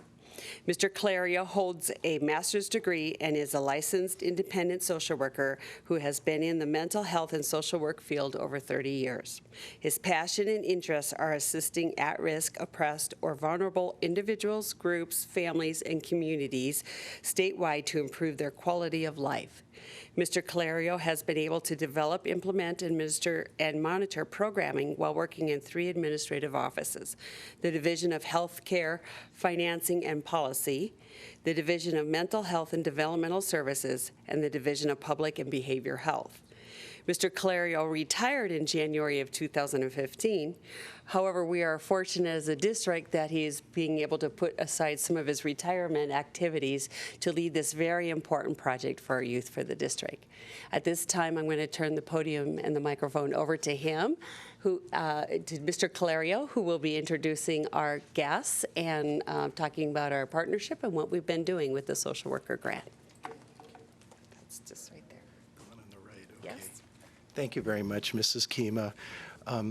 President, Sir, and Madam Vice President, members of the board, thank you for allowing us to present. We're excited about our program. And for the record, my name is Dave Calerio, and as Mrs. Kima said, I am the Carson City School District School Social Worker Project Manager. I know that's a mouthful, but again, thank you for the opportunity. What I'd like to do is just, I'm going to show about 5 or 6 slides, and I'll go through them real quick, but just wanted to give you a little bit of an update on our program, what we have been able to do in just the last 4 months since we started. So as Mrs. Kima said, that we were fortunate through SB 515 and specifically Section 23 to have received monies to initiate a school social worker program here in Carson City. We have never had that. Most of the rest of the nation does have social workers in their schools, and they have for many, many years. So we're very fortunate that we're kind of on the ground level now and wanting to go ahead and move it forward. The funding is through the Department of Education, the State Department of Education, and we had the opportunity to meet with the new Department of Education's Northern Nevada Social Work Program Coordinator, so we will get guidance. We've kind of done it on our own these last 4 months, and the board does have our list of accomplishments that we've been able to do, so I won't go over those now, but in your, I know, precious spare time, if you would look at that just to kind of get an idea of what we have done. In order to get the money, if you will, the needs assessment to show what the need is here in Carson City was the social and emotional learning a survey, if you will, and that was conducted originally in the fall, and then it was conducted a second time just this past May. So that shows the need, that demonstrates the need that we have not only in the school district as a whole, but in specific schools. It asks questions, for example, there are a number of questions, but both at home and at school. Is there somebody at school, if a child, for example, is being bullied, that they can talk to?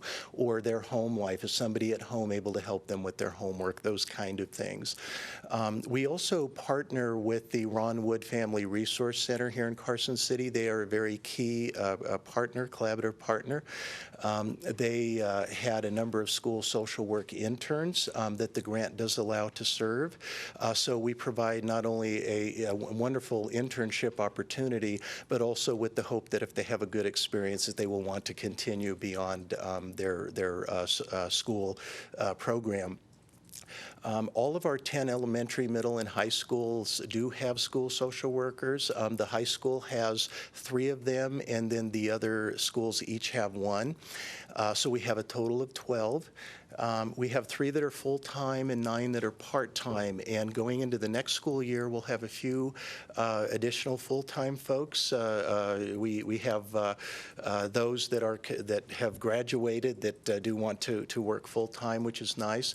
The reason why we have a number that are part-time is, again, those are students. We also have licensed social workers that have at least a bachelor's in social work, but they do not want to leave other full-time jobs at this point. This is based on year-to-year funding, and we're positive that it will continue. We know that the Department of Education is advocating for that, and the fact that they have hired 2 full-time regional coordinators, one in the south and one in the north, I think shows that they do want to not only show the interest, but they want to give the assistance and guidance to the school districts throughout the state. What are some of the things the school social workers will do? Essentially, their goal, just like any of the teachers, the principals, the vice principals, the counselors, is to assure that the student succeeds academically and educationally.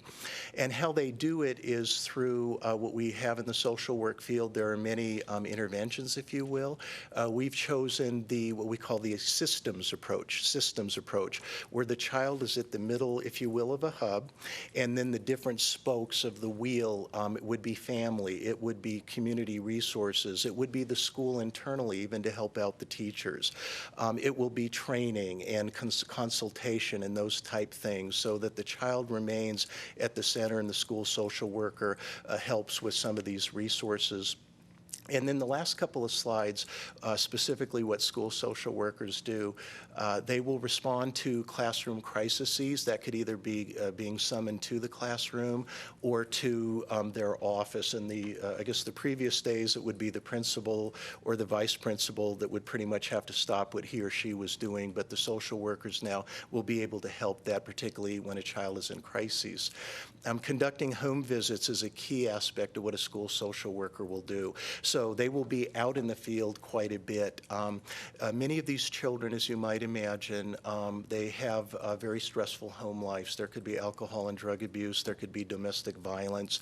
And oftentimes the family is in crisis, so they cannot, education, academics for their child tends to be on the back burner. Survival is first and foremost. So we want to give these kids just a fighting chance, if you will. So the social workers will attempt to work with the families, bring them needed resources, and help model behavior for their children. For example, in an elementary age, you want to read to your children as young as possible. You want to help students with their homework, things of that nature that oftentimes we will take for granted, but many parents or guardians will not. That's not a priority.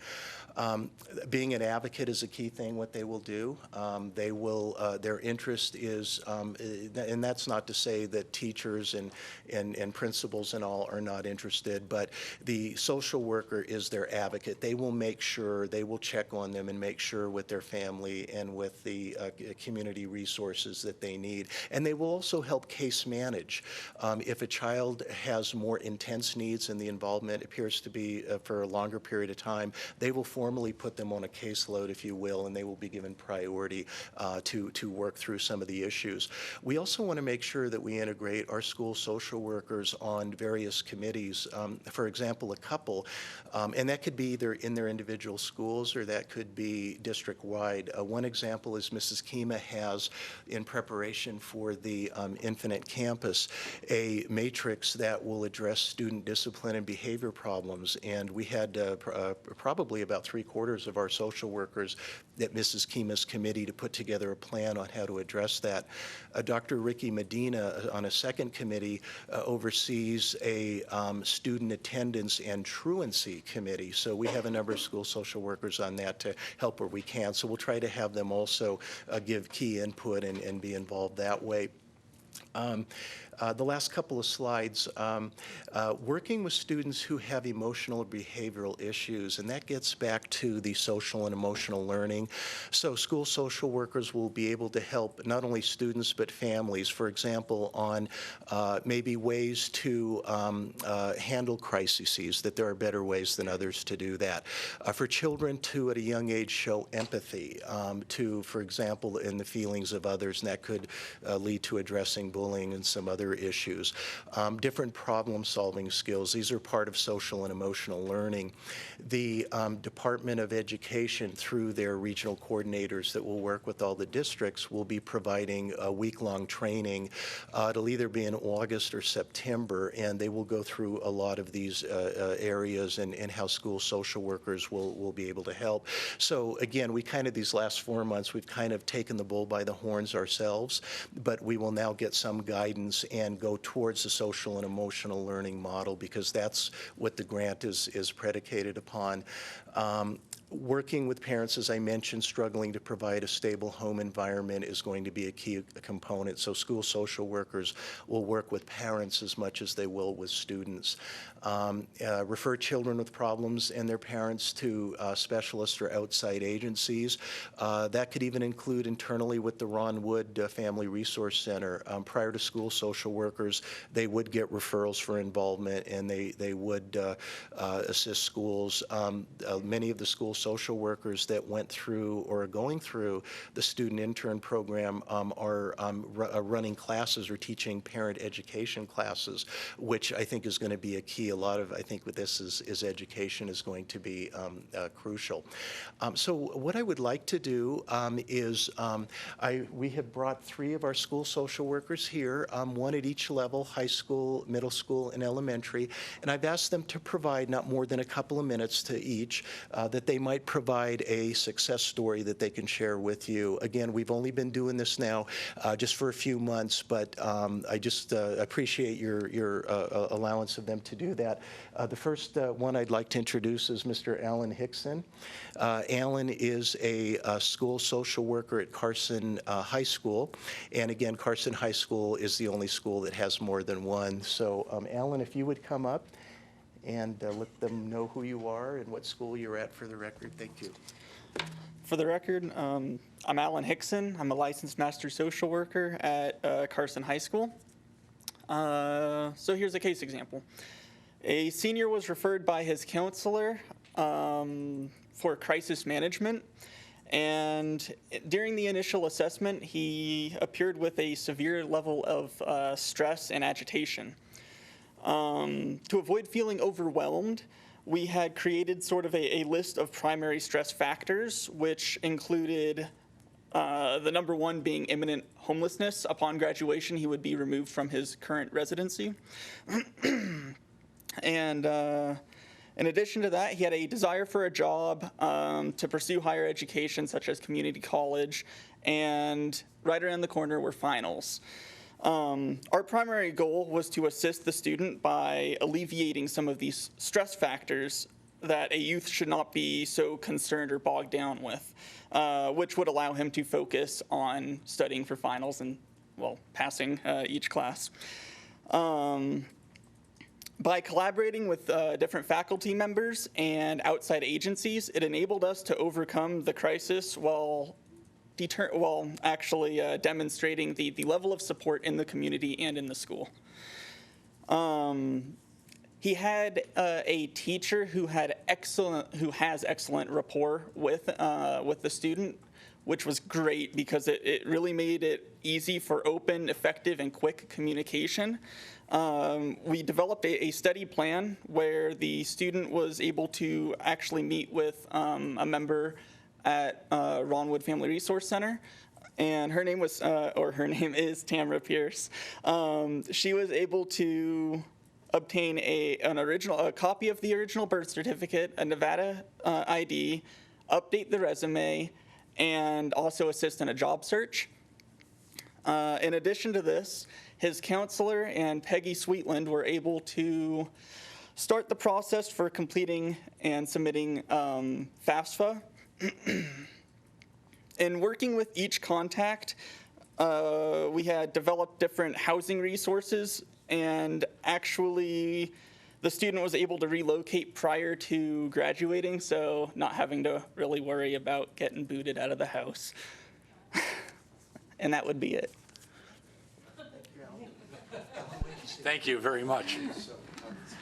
I think a lot of times, at least when I think about these crises and whatnot, I think about, the home life these kids have and whatnot, and kind of thinking about, what's around the corner when you talk about a high school senior and, what happens as soon as I graduate, I get the boot.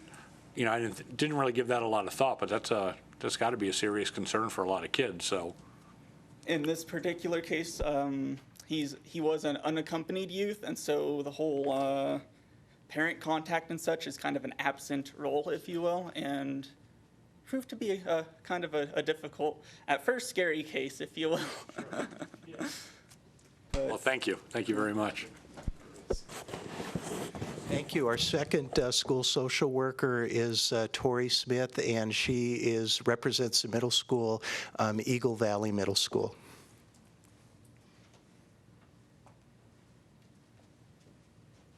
Hi. So for the record, I'm Tori Smith. I'm at Eagle Valley Middle School, and I just want to tell you guys about a 7th grade boy that we had this year. He struggled throughout the year, got in some trouble in class for disrupting, messing around with friends, and then he really hit a block during the last quarter when he broke his foot, and he was out of school for weeks and ultimately fell very behind and failed several classes. So there was a big collaborative push at the end to work with the counselors and work with Mom and work with Peggy Sweetland, our wonderful McKinney-Vento liaison, to get him enrolled in summer school.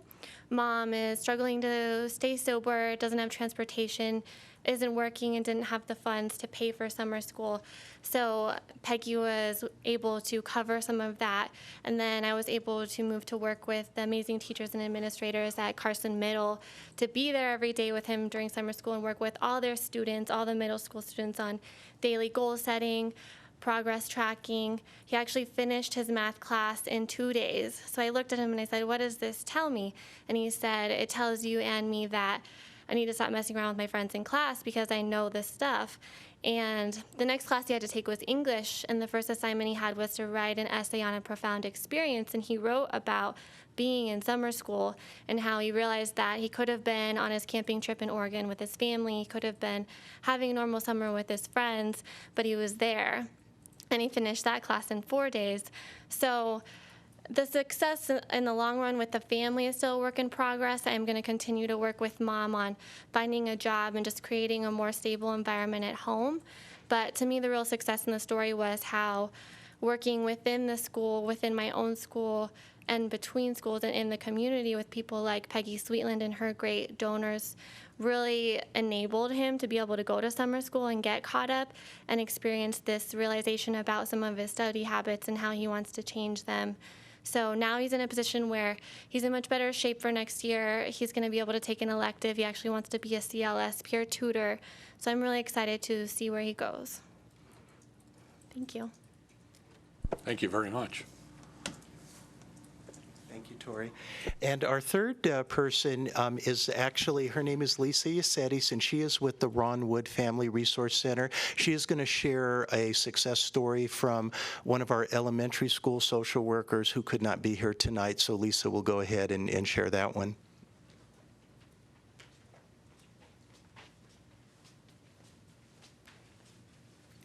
So it's Lisa Yacitis for the record. So I am sharing a story. It's about a 3rd grade boy who is going to an elementary school, and this student acted out daily, and he was not getting his work done. He was talking inappropriate in class, wasn't participating in activities, and at least up to 2 times a week, he was experiencing severe emotional and behavioral dysregulation. He was throwing chairs in the class. He was hiding under desks. And the teacher could not figure out how to handle this boy. The principal would come. They would have him out in the hall and be supervising him for up to 2 hours at a time, trying to find a way to calm him down. He would not respond to anybody at all.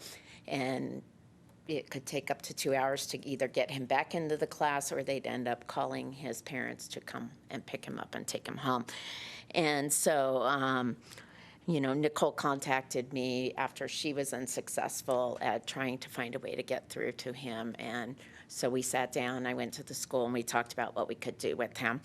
And so what we ended up doing was developing a game plan for making a safe space for him, and her building rapport with him so that he could see her as a safe place, so that hopefully when he was escalated, he would trust her enough that he would go with her to her office so that all this wasn't going on with all the staff out in the hall. And so she would meet with him regularly, go to his classroom. She was observing his behaviors and stuff like that. We used the guidelines of the behavioral assessment plan and stuff like that, and found out he was really having problems with transitions. Like, one of the big times he was acting out was like when substitutes would show up. Those were times he just really had to go home. They just couldn't calm him down on those times.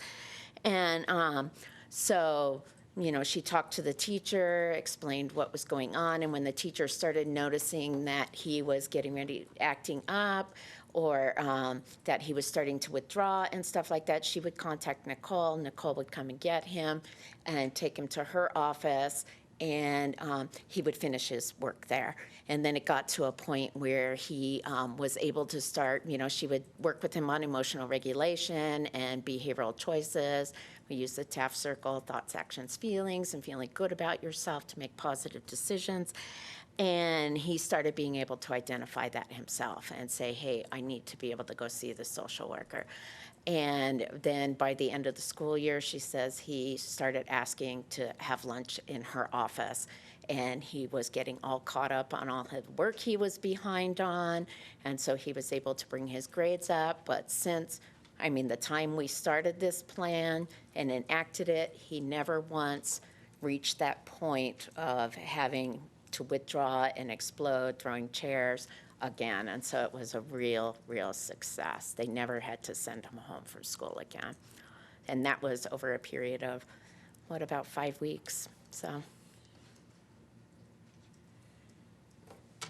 Well, good. Well, thank you again. I appreciate the story. Thank you. And in closing, and then we'll open it up for questions, a couple of real quick points. First of all, I want to thank Mr. Stokes and Mrs. Keeman, Dr. Delphin. They have been very supportive of this program. They've been supportive of me and of Ron Wood in working together to allow us to, again, with not a whole lot of direction at this point from up above us, but it is coming, and they're very appreciative too. So I want to thank you, all of you, for your support. And then lastly, we did, even though, again, it was only about 3 months, but we wanted to see and communicate with the principals on how the school social workers were doing at their schools. So we developed a evaluation or appraisal form and tried to make it, we know that they're very busy, that it would take no more than 10 minutes to fill out. But the results came back extremely positive. There were a number of questions, and they were based on a Likert scale, if you will, 5 most to all the way down 1 the least. And probably the last question was the most telling, where it said, as this principal, would you like your school social worker? A 5 was, definitely I want them back. A 4 was, I'd like to see them come back. A 3 was, either way is fine. A 2 was, probably not. And then a 1 is, I definitely don't want them back. They all scored in the 4 and 5 range. So that showed us, at least initially, they're all coming back. We're going to be starting the new year, the fiscal year of July 1st. So again, it's been positive, and we still have some work to do. So did anybody have any questions or comments that we can? Start with Steve. Yeah, out of curiosity, and I understand that this is a fledgling program, how many students might the social worker be interfacing or working with at any given time? That's a good question. And what I will do, too, is I will ask Lisa also if, I don't either say the right answer. I know Lisa is actually the offsite supervisor. Going by statistics, I don't know, because we're still early here in Carson City, that approximately anywhere from 8 to 10% of children in a school will have some interaction with the social worker. So approximately 1 out of 10. That is, again, this is based on some national. That could be anywhere from one encounter to being on a caseload. So the majority of students will not need a school social worker, so I'm kind of going on a national average that way. I know we have our school. Would anybody like to add any detail on the Carson City? I had that sheet to show with the tally sheet Uh-huh. of how many office visits there were and stuff like that, but I wasn't prepared to answer. That's okay. questions like that. But going forward, we will, we are keeping data. That's one of the things that we want to do. Currently, the only data request is that we do the SEL, this social and emotional learning. But we did develop what we call a social worker, school social worker daily activity log.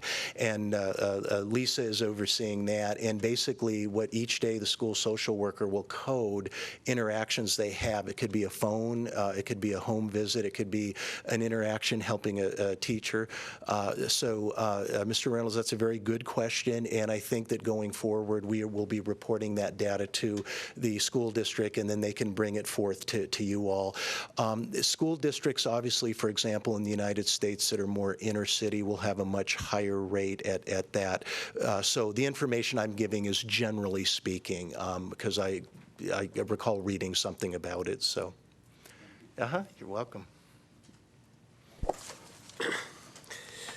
Okay, what you presented, is just excellent. And I think, going forward, we do want that data. Because what you're saying is, and I'm sure the Department of Ed does also, if you're going to continue this program, does it make sense?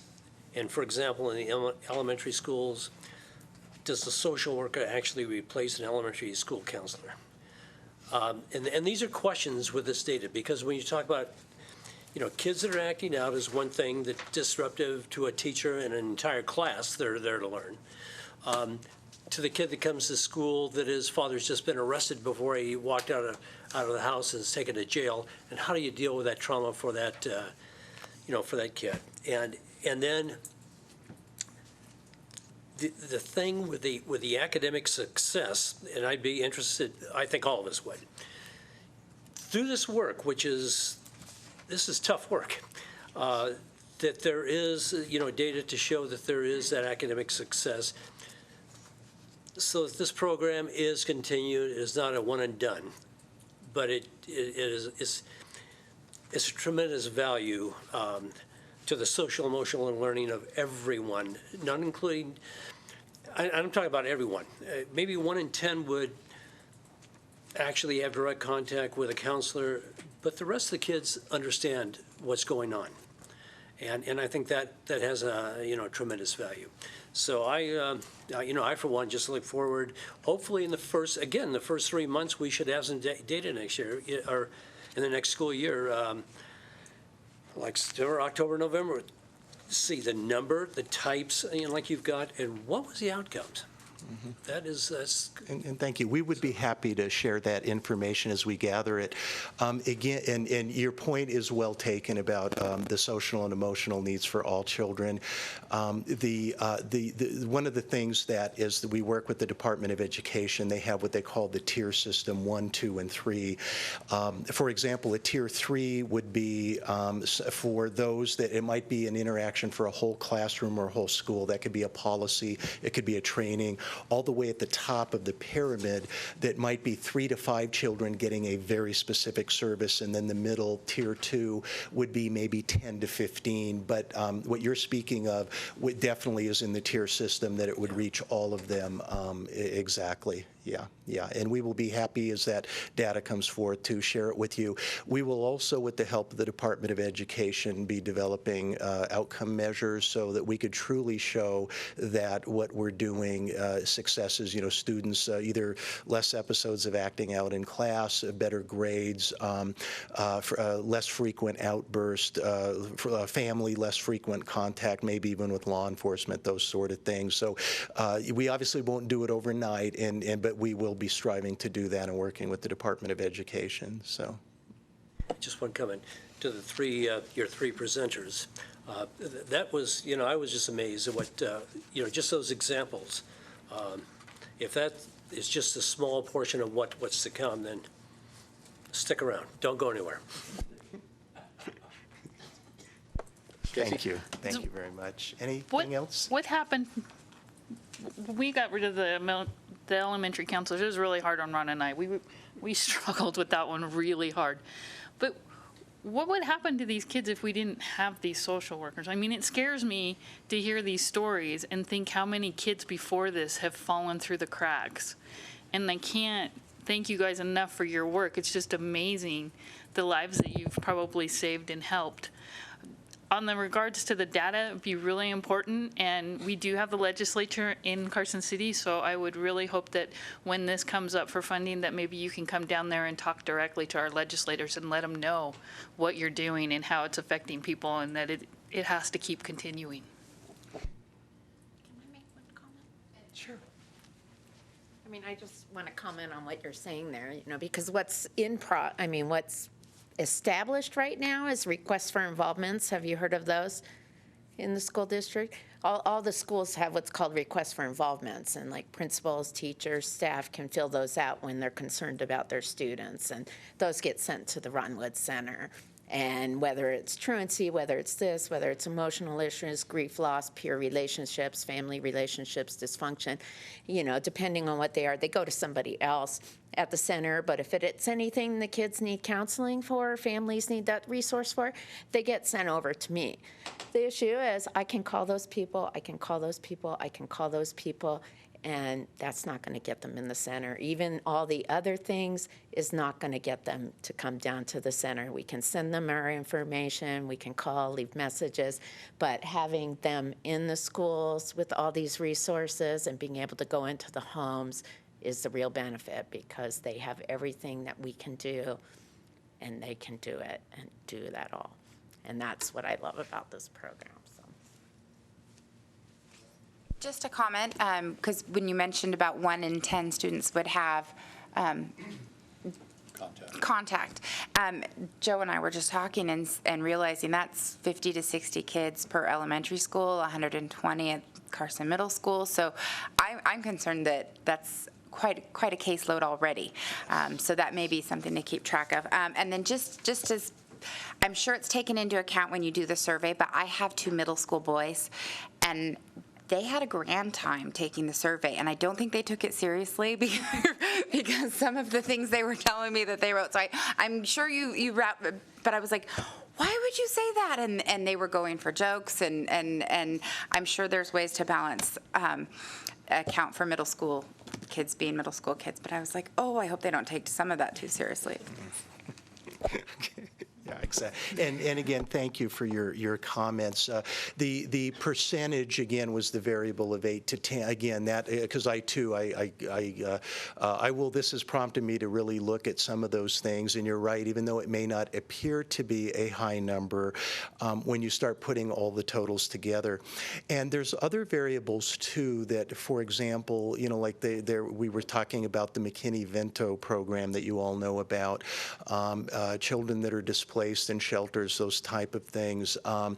Children, like in our district, for example, that have a higher need, that English is a second language and the such.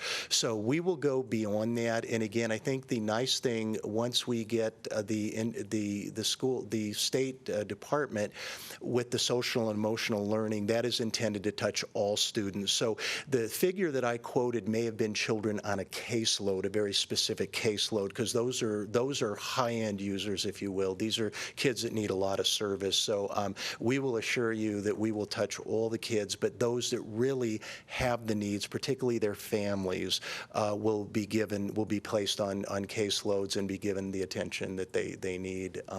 And based on the funding with this next grant cycle, that hopefully we might be able to hire a few more as well. We just have to wait and see. The interim finance committee for the state meets Thursday night, and that'll be a big, but the grant's been submitted, and we're waiting and hoping, so, yeah. Good, thank you very much. Thank you very much. You know, it obviously, I mean, from just the conversation we had from here, it's important and it's kind of near and dear to all of us. We've had those conversations about counselors, and while they are two different roles, I think that intervention or that you know, that face-to-face that these kids get is extremely important, and heading a lot of these issues off or helping them through it is, you can't do enough for some of them. So thank you very much for everything. Thank you, Mr. You're all President. doing. And we are working also with the school counselors very closely. As a matter of fact, at Carson High, any referral goes through the school counselor to make sure that we don't want people to think we're stepping on toes or anything, but we're working collaboratively, because I know that the school counselors largely welcome the school social workers with open arms and are kind of taking them under their wing and working together. But you're correct, they do have different roles, so. No, again, thank you. We appreciate it. Thank you. Okay, we are going to keep rolling along here. Item 13, recommended approval of the 2016-2018 tentative agreement for two Carson City School District bargaining groups, Carson City Administrators Association and Classified Educational Support Association. This is for possible action, and Dr. Delphin. Good evening, President Cassiopo, trustees, and staff. Jose Delphin for the record. I have to tell you, it was a record-breaking day on June 9th, 2016. Both the classified and the admin associations settled on a tentative agreement in one day. I don't think we've ever seen that in my tenure here in Carson City, so two groups in one day. So hats off to both bargaining groups in getting a lot of work done in a short period of time. So with that, we have 2-year agreements now with the admin and classified staff. Both are, of course, from 2016 to 2018. For the Administrators Association, their base salary increased to 1.5%, and that will begin starting in July. And then with regard to promotions, what's going to happen is when folks are promoting either to dean or from dean to VP or VP to principalships, they're guaranteed at least a 5% increase for any promotion.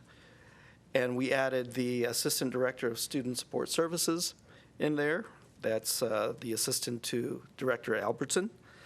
And then we have a MOU with regard to preparing for negotiations in the future with regard to any working conditions. And we actually met today with the administrators this morning for about an hour and a half or so, and started the discussion already. So we're ahead of the game, I think. So the fiscal impact for 17-18 for the administrators will be about $115,000, and then for the following year is $128,000. And with that, that is, thank you, Ruth Lee, for sitting through all this. Where did Dave go?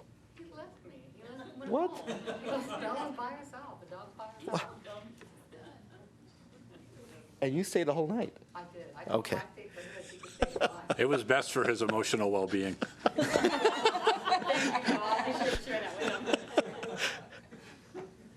Anyhow, yeah. So we got done with the admin, and thank you for their quick work in ratifying with their group as well. And then on to classified staff. Behind me is Loretta Marson, the vice principal. Loretta, I just promoted you. You're now vice principal. How's that? The vice president, Terry, is not here this evening, and with her, I believe it's Kathy and Margot, right? Yep, the trio. So the three musketeers, along with their team, we also got done pretty quickly in accordance with the following terms, that it's also a 2-year agreement. They actually ended up with a 1.25 salary increase. That's because what happened was we took some of that money and we reclassified the Para 1 professional kindergarten aides to Para 2 professional kindergarten aides. So roughly about $1 increase an hour for that classification of staff. And also the cafeteria managers went from 7.5 hours a day to 8 hours. So that took up a little bit of the money. So overall, all the classified staff received a 1.25% for the next couple of years. We're going to clarify Regulation 420 with regard to rest periods and lunches. We'll bring that forth hopefully sometime this summer or before fall. We're also going to prepare some kind of independent report. Mr. Fueling and I and the classified staff will find a third-party company that will come in and look at the building facilities and what kind of level of cleanliness or sanitation, I can't say that word either, that would be required for each building in the Carson City School District, and what that means for the workflow as well as possible staffing needs. So we need more data, basically. Sick leave bank was clarified. There was some wonky language in there. E-learning, what was discussed there is that when staff does their online training for harassment and bloodborne pathogens, that those occur during the professional development days. I'm asleep right now. I'm sorry. I'm really tired. Yeah, it's after 9. I'm falling down on the job here. That those occur during early release or PD days. And then lastly, computer access will be allowed or more access to district computers so that some of our classified staff who don't usually get to check on their email will be, the technology will be there for them. And then, we'll post the agreement about 30 days after tonight for sure. So the fiscal impact for FY17 will be $385,000, and for 18 it'll be $403,000 respectively. And I personally want to thank Mr. Fueling. He ran a lot of numbers and a lot of scenarios, did a lot of great work trying to get everything to match up based on the directives that the board had indicated prior to bargaining. So appreciate Mr. Fueling. Also, he has a great haircut, by the way. Did you guys check that out? You know I'm getting loopy when I'm checking out his hair. So did Dave. Where's Dave? He had great hair, too. He's gone. With that, let's approve this. Please. Okay, well, this is back to the board. Do we have, first of all, do we have any questions for Dr. Delphin? If not, if anyone's ready to make a motion. I so move. Sorry, can we get your mic on? Oh, yes, Mike. I move that the Carson City School District Board of Trustees approve the 2016 to 2018 tentative agreements with 2 CCSD bargaining groups, Carson City Administrators Association and Carson Educational Support Association. Second. Okay, we have a motion, we have a second. Any further discussion from the board? Any public comment? Seeing none, all those in favor? Aye. Aye. Any opposed? Motion carries. Thank you, Dr. very Delphin. much. Awesome, thanks. Again, no bar graphs. Okay, item 14, discussion on proposed change to CCSD policy 506, attendance. This is a first reading, and it's for discussion only. Susan Kima. Susan Kima for the record. There were several factors that have been considered when revising Policy 506 and its corresponding regulations and supporting documents. The state is changing its student information system from Power School to Infinite Campus, which means districts need to relook at their attendance business rules. The second is that NRS has changed since Policy 506 was written, if you look at the date on that policy. For example, NRS requires the districts to create a student attendance review board, which is SARB, which we call SARB, and that the purpose of that board is to review school attendance on a regular basis. Dr. Medina, the District Assessment and Accountability Director, presented the details of the SARB process during the March 22nd board meeting.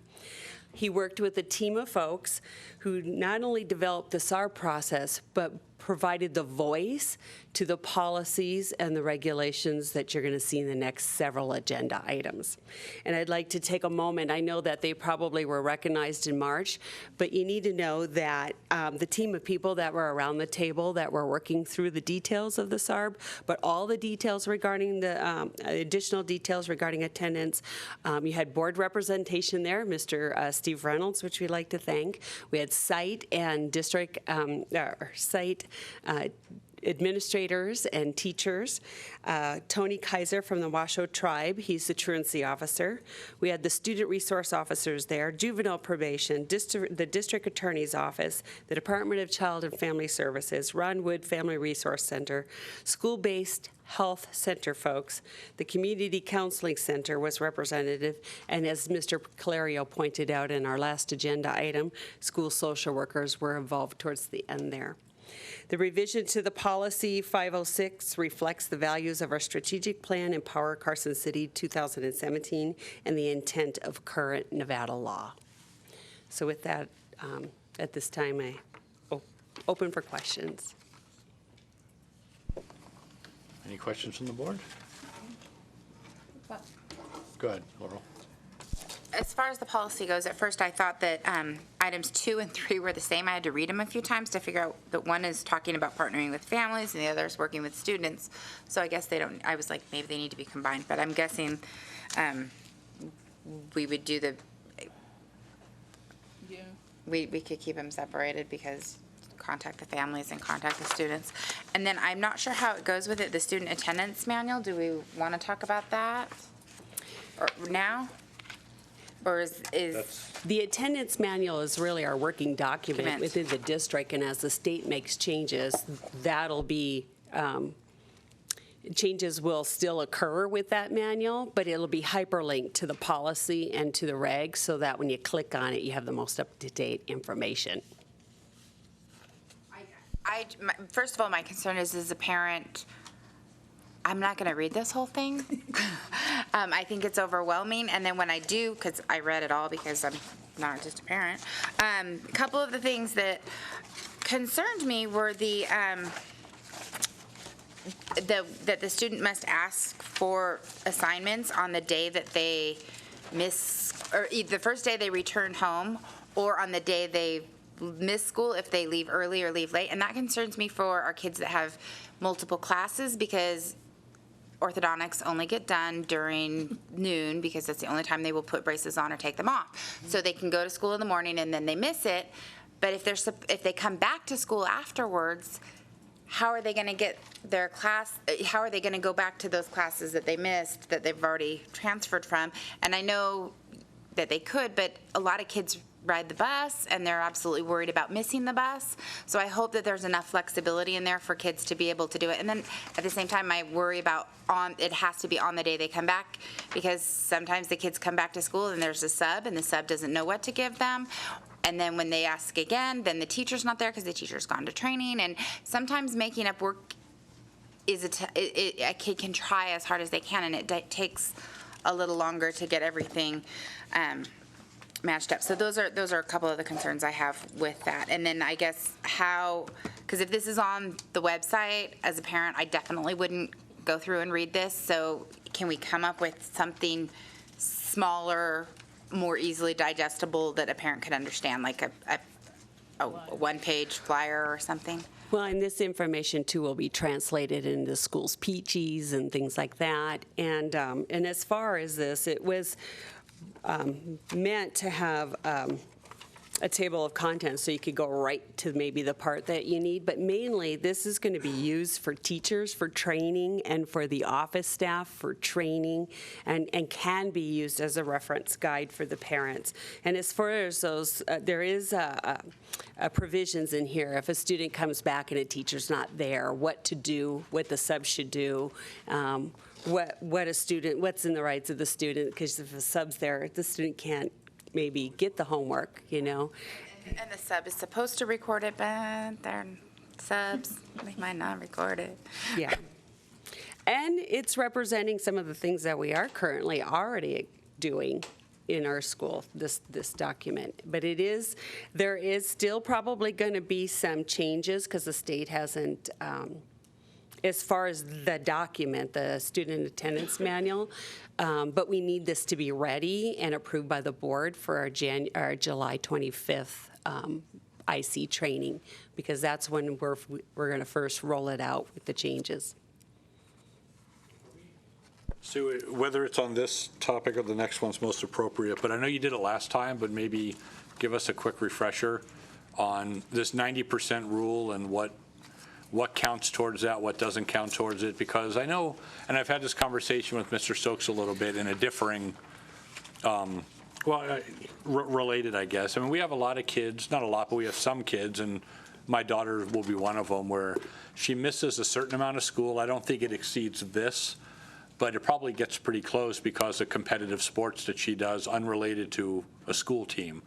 And I'm just wondering what kind of flexibility is built into this for these kids that maybe might come up against, say, that kind of limit.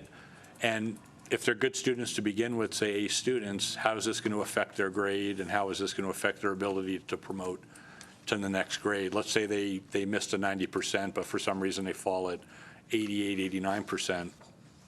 Do we have some flexibility built into it to where a parent could, you know?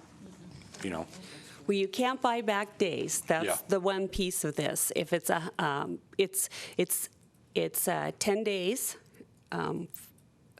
Let me retract this. If a student is involved in a school activity, they're exempt from this because they're representing the school.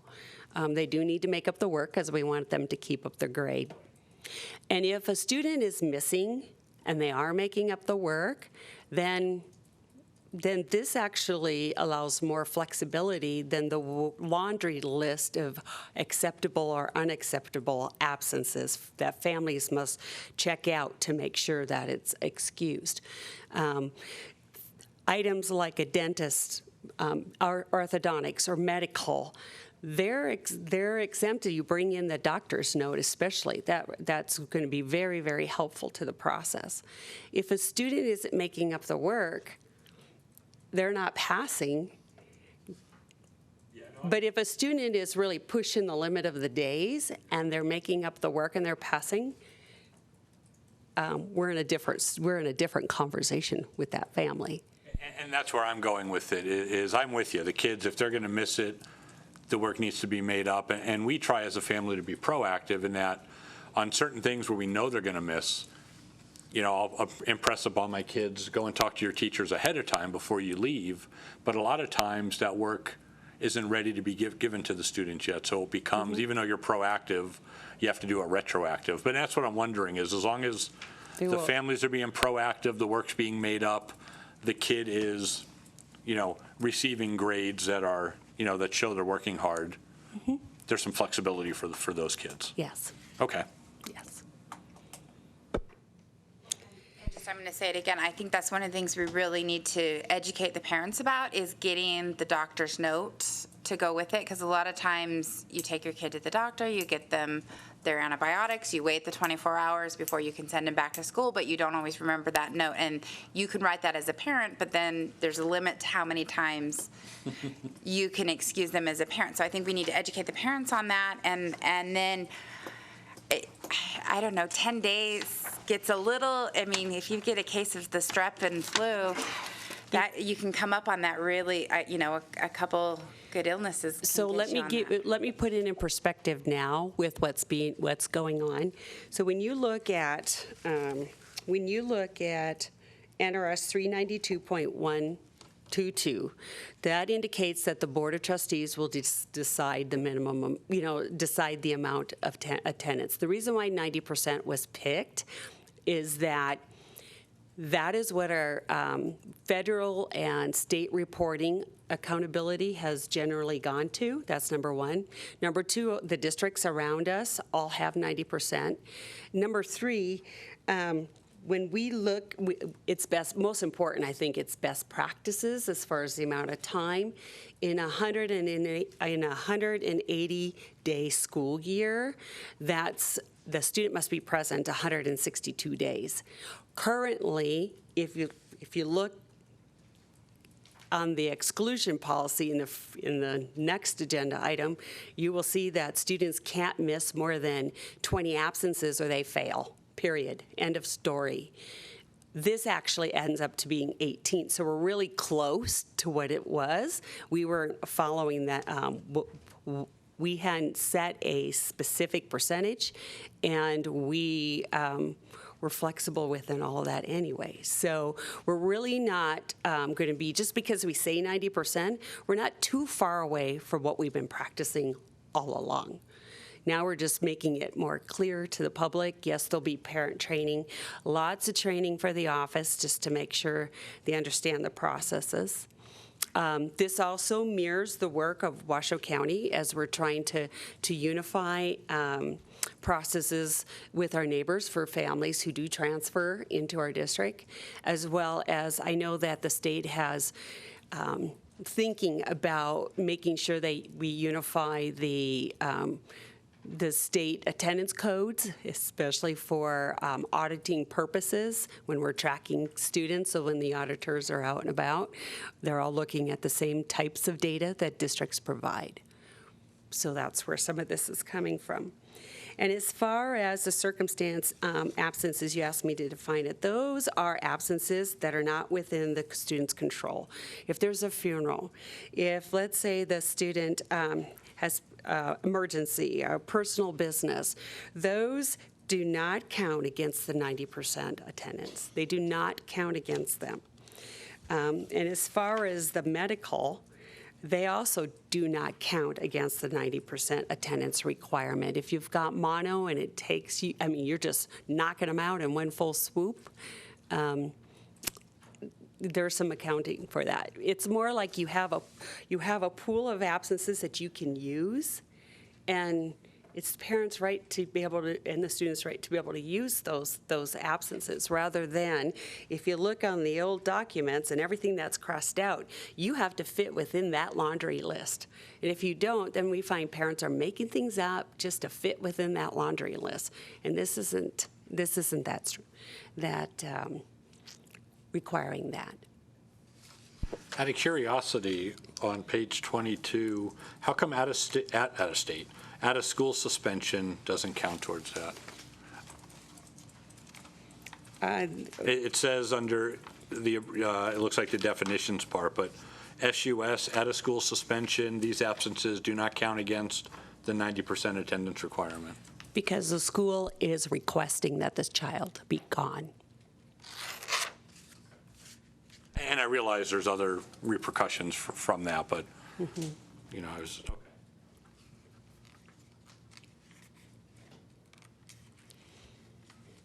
Do we have any additional questions? The goal is trying to keep the students in school. Yeah. No, and I think I'm all for it. I just want to make sure there's that flexibility for those cases where you have high-achieving students, parents with good intentions, that if something happens but they're doing something positive, they're not, you know, they don't get penalized too much because they were doing something positive. Sure. So. Sure. Okay. Well, this was a discussion item, so if there's no further discussion, we'll move on to item 15, discussion on proposed changes to the following CCSD regulation, Regulation 506, attendance grades 7 through 12, Regulation 506.1, exclusion policy, grades 7 through 12, for discussion only. Again, Mrs. Kima. Again, Susan Kima for the record. The contents of the original Regulation 506 will be deleted in its entirety. The revised regulation will be replaced with non-grade specific general attendance information. This portion of the regulation provides definitions of the types of absences and covers reporting requirements. On the second part, the original regulation contents for Section 506 will also be removed, 506.1, I stand corrected, will also be removed, and a section on truancy procedures will be added instead. This new section defines truancy and the necessary steps to rectify the situation while making the student accountable for their actions. So the regulations, as usual, provide more details of policies, more philosophical, more value-oriented, as well as referencing the NRS, and regulations provide more detail. And we're not separating it out by grade. It's the business rules apply to all grades, so that people don't have to learn different rules as they go up the ladder.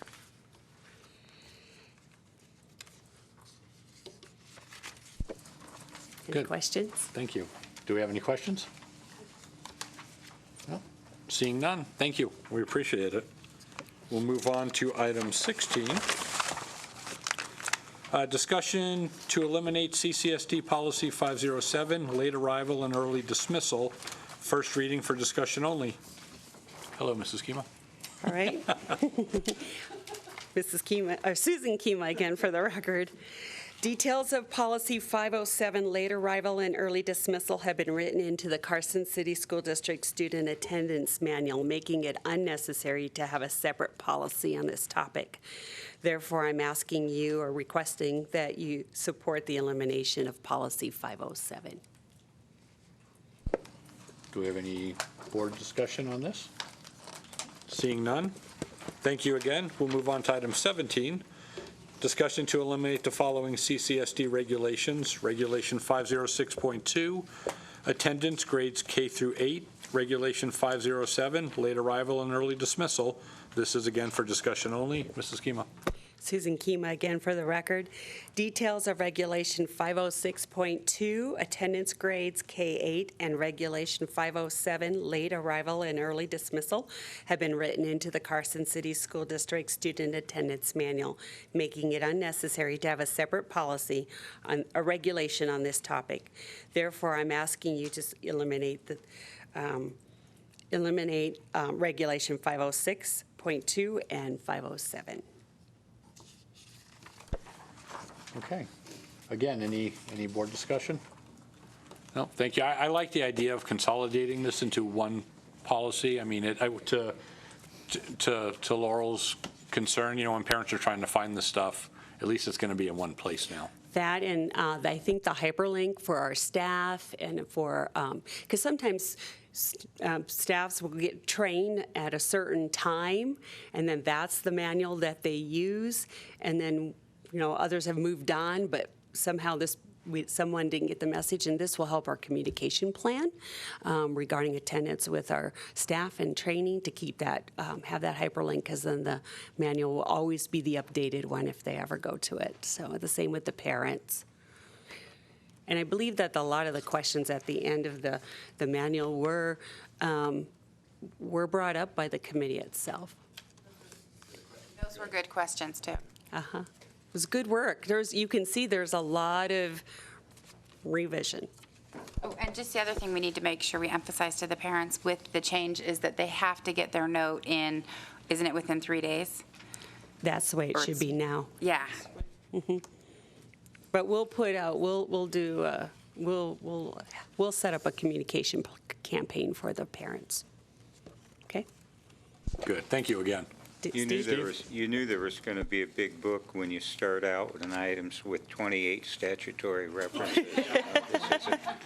But a couple of things, and you may realize that first off, I was impressed at the meetings at how many of the people there, pretty much everyone, was committed to having the attendance policy as a positive tool.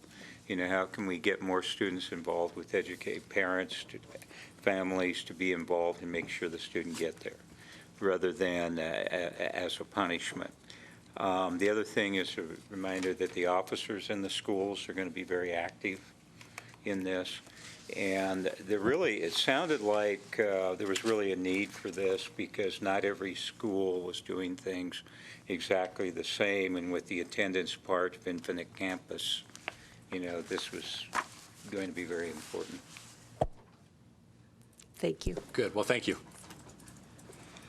Okay, we'll move on to item 18, discussion and possible action to approve proposed amendments of Carson City School District bylaws, second reading, including the following: 020, authority and powers; 041, code of conduct for trustees; 050, organization; and 060, meetings of the Board of School Trustees. For possible action, and Mr. Stokes. Thank you, Mr. President, members of the board. At our last meeting of the trustees, this particular bylaw was reviewed, and after having discussion with the trustees, thanks to Mr. Pavlakis and also to Mrs. Cortez, the suggestions that were made at our last meeting have been added, and so anything that exists in bold represents new language. Anything that has a crossed out line represents language that is being suggested that we remove. And so this is the second reading of this particular portion of our policy handbook, and so I present it to you this evening for any additional changes or other potential languages and language additions or deletions, and certainly I ask for your vote as we take the second reading of this particular item. Just in section 2 under powers, could we, this is technical, but can we just change that word pupil to student services? So we just start getting consistent with all of our other documents. This is on page 1? Yeah, excuse me, it's page, it's under the section 2 of powers in the first paragraph. In the fourth line down. Pupil services. I'm sorry, could you direct me to the right page again? I didn't hear you. Okay. So we're under bylaw number 020, authority and powers. Got it. Okay, section 2. All And the right. fourth line down, where it's got pupil service, we just changed it to student services. Sure. It's not going to make a big difference, but, and then I just have another question on, it was explained last time why you said every 10 years this would be reviewed, or as needed, is in effect what was said. Why was it changed to 10 years? And I say that, it seems like this is kind of like a key document each time we have an election that kind of maybe ought to be reviewed just by the board itself as a whole. So I don't know, was there a reason for this to go 10 years? We talked about the fact that our policy book has 10 sections. We looked and talked about using one section per year to go through that with the trustees, and that was the why. That was how it came about. We can always call for it. Okay, never mind. It's We spent 10 minutes discussing that. Certainly your prerogative to change it. I'm sorry. I was going to say, more importantly, or equally as important, I think what we found, or most of these wind up getting updated regularly. Sometimes they slip for a while. We just want to make sure they are being addressed. I think some policies can sit for a while. Some need to be addressed a little sooner, but we need some kind of, maximum duration on these things. And to Ron's point, 10 seems like a long time, but, we did discuss and then we had some rationale behind it. And 4 wasn't happening. Right. It was too short of a time. There are numbers in between those two. Well, it may be, not to speak for him, but it could be that Ron's, rather than changing the policy after every election, this policy is at least brought up to any new new members of the board I think for their review, not so much a policy review by the board. the organization and code of conduct. I think all of these are just, we just go over and say, are we all starting on the same, same start line? Mr. Pavlakis? I think to Trustee Swirzik's point, at your annual organizational meeting in January, you do review and adopt the bylaws. So the bylaw review, including the roles and responsibilities, code of conduct, that is subject to annual review and approval. The policies, like the one Mrs. Kima was just talking about, because there are 10 chapters, that's why we went to the 10-year. And I just have another comment. Okay. On page 1 of bylaws 050, at the under section 3, appointees, and then subsection A, we've got him, it was as a delegate to the Nevada Association of School Boards and as an alternative director. I believe the language is a director and an alternate director rather than delegate. Isn't that what NASB calls them? So I would just say serve as a director to the Nevada Association of School Boards and an alternate director.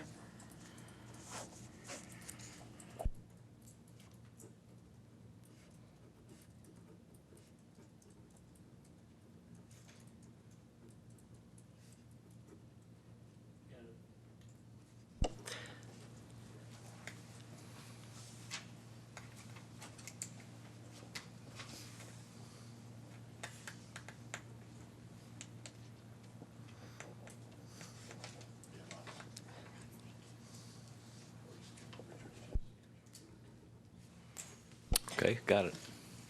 Okay, also on 050, let's go through this, section 2, officers.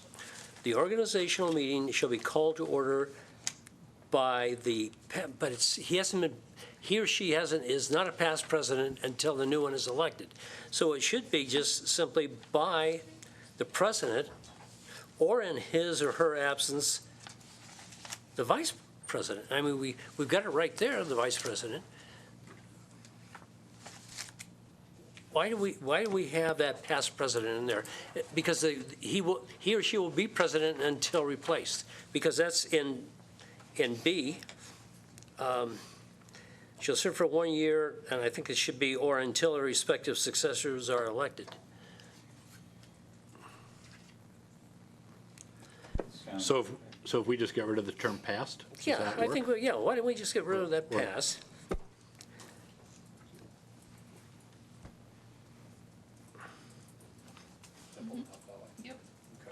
Okay, yeah. But in B, shouldn't it be or? Officers should serve 1 year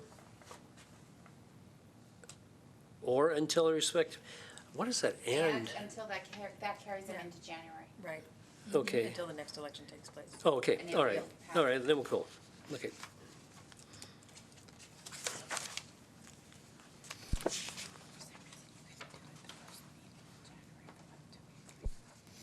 Do we have any additional comments? Seeing none, this one is an action item, or for possible action. Do we do these separately then? I think our comments were fairly minimal. We could, if someone's willing, propose an action with the caveat that we had some changes. Move that the Carson City School District Board of Trustees adopt the revisions as presented and as changed tonight and approve June 28, 2016 as the revised date and the following Carson City School District bylaws: 020, authority and powers; 041, code of conduct for trustees; 050, organization; 060, meetings of the Board of School Trustees. Can I bring up one deal on 041? Yeah. And that's under the, Gotta have a second. We need a second first, Oh. and then we can discuss. I'll second. Okay, so we have a second by Trustee Crossman. Okay, now, do we have further board discussion? under bylaws number 041, under Roman number 1 and the second to last sentence, the word, well, let me read the full sentence. If the lack of attendance of a board member is deemed to be frustrating the work of the board, is frustrating a good word? Or it could be like hindering the work of the board, but frustrating, I don't understand that. What does that mean? Our legal counsel probably would have a better word than that. Mr. Swerzik, you sound frustrated. Peeved? I actually thought that frustrating was an appropriate word. Frustrating means to impede or impair the work of the board. If you wanted to substitute a word, that would be fine. Are we okay there? So again, we have a motion, we have a second. Any further discussion? Seeing none, any discussion or comments from the public? Seeing none, all those in favor? Aye. Aye. Any opposed? Motion carries. Okay, thank you. So now we'll move on to item 20. Oh, no, I'm sorry, item 19, discussion and possible action on a resolution to approve a final amended budget for fiscal year 2015-2016 to include revisions for certified enrollment, audited fund balance, carry forward amounts, and recommended augmentations to specific funds. This is for possible action. A.J. Fulen. Good evening. Thank you, Mr. President. Good evening again, trustees. We are at the kind of the final event before we get to our audit. Our auditors will be in department in about 2 weeks doing their initial some initial testing with us. So we are getting right into that season. Each year, the Carson City School District does a final augmentation to the December amended budget. It must be approved before June 30th, which is the last day of the fiscal year. The norm for this is generally recognizing any unexpected changes in revenues and subsequent increases or decreases in expenditures, and so that we are fully compliant with NRS for our audit.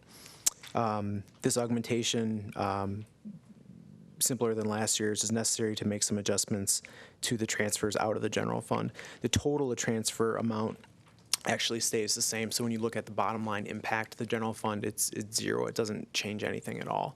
But it's just changing some of the transfers within the fund itself. Hey, Jay, I've got a question. Yeah. Why on the page 2, why do we have estimated general fund beginning balance on July 1, 2015? Shouldn't we have the actual? And then again on the estimated FY 2015 operating expenditures, shouldn't we have actual? This form is sent out. What you're saying makes complete sense. This form is given to us by the Department of, or this sheet is given to us, like all of these are given to us by Department of Taxation, so it's just what I use. You're absolutely correct at this point. So it's Dion's fault. Where's Dion? Yeah. The person you replaced. Okay. So of course, I have a question about the food service fund. Mm-hmm. So you have the amended budget ending part of transfers from others fund is that 218, which Right. is Airmark, correct?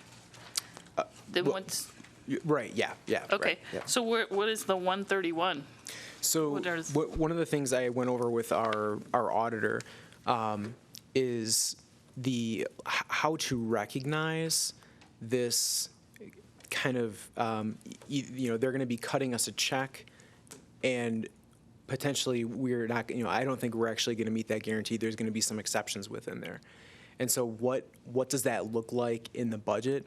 And so after discussing with our auditor, the way I initially set it up is not the way he thinks that it should have been set up originally back with the amended budget, because the way I was viewing whatever check they're going to have to cut us, and they are going to ultimately have to cut us some check, was that it would offset their expense, basically kind of netting it out somewhat. So like if they're $1 million expense and they write us a check for $50,000, it would just reduce that expense down to $950,000. And with talking with Mr. Silva, he didn't think that not that it was necessarily entirely wrong, but it probably wasn't the most appropriate way to deal with it. You'd want to recognize that as a revenue. So I put some in there. I have like I think 100 and some thousand, it's like $105,000 in that fund, recognizing that there's some miscellaneous revenue which would represent that check. I don't think that's actually the amount. I'm just trying to represent something within there. And the transfer kind of goes along the same lines. I'm trying to recognize that there's likely to be an increase in the transfer. It's basically you're giving authority that, or like recognition that could be there, but it kind of gets back to we're not exactly sure where that's going to end up. So I tried to put some cushion on either side, and as long as it's recognized that is there, then we're okay. It's just like I said, trying to grasp that. Like I said, I know that they're going to be writing us a check. I know that there's going to be some exceptions for what that transfer looks like, but I need to see what it all looks like at the bottom line in the end. So that was the kind of the way to make that happen. And that was talking with Mr. Silva, who our auditor, who I really appreciate the help he gives us whenever we have questions on these types of items. So would that be the part where the exceptions are put in future budgets? Because you talked about that we could lose $30,000, which they won't pay. Right. Is that where that line item would be? Or? That's exactly what it would be. So, again, going back to the scenario I used before, if they would be cutting us a check for $70,000, that would be showing up as a miscellaneous local revenue within the revenue lines.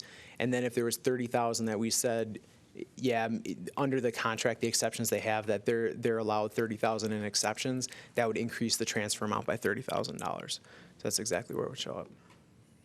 So then by looking at it, you're budgeting $350,000 is coming out of the general fund to pay for nutrition. Right. And that amount is, obviously it's not the $218,000, but it's I don't think it's actually going to be at that amount. But even with that, if it were that amount, that would be the best transfer we've had in a decade. Oh, I agree. I mean, I've been watching. This has always been my little pet peeve that I watch. So I just wanted to get a better understanding. Thank you.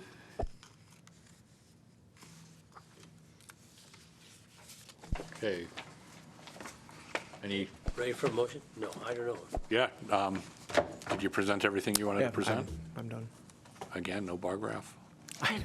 I apologize. I feel terrible. I'm going to have to go to work after this just to go look at one. One more question. Yeah, go ahead. Is the ending fund projected balance, was it bigger or smaller than you have had in the last augmented budget? It's the exact same.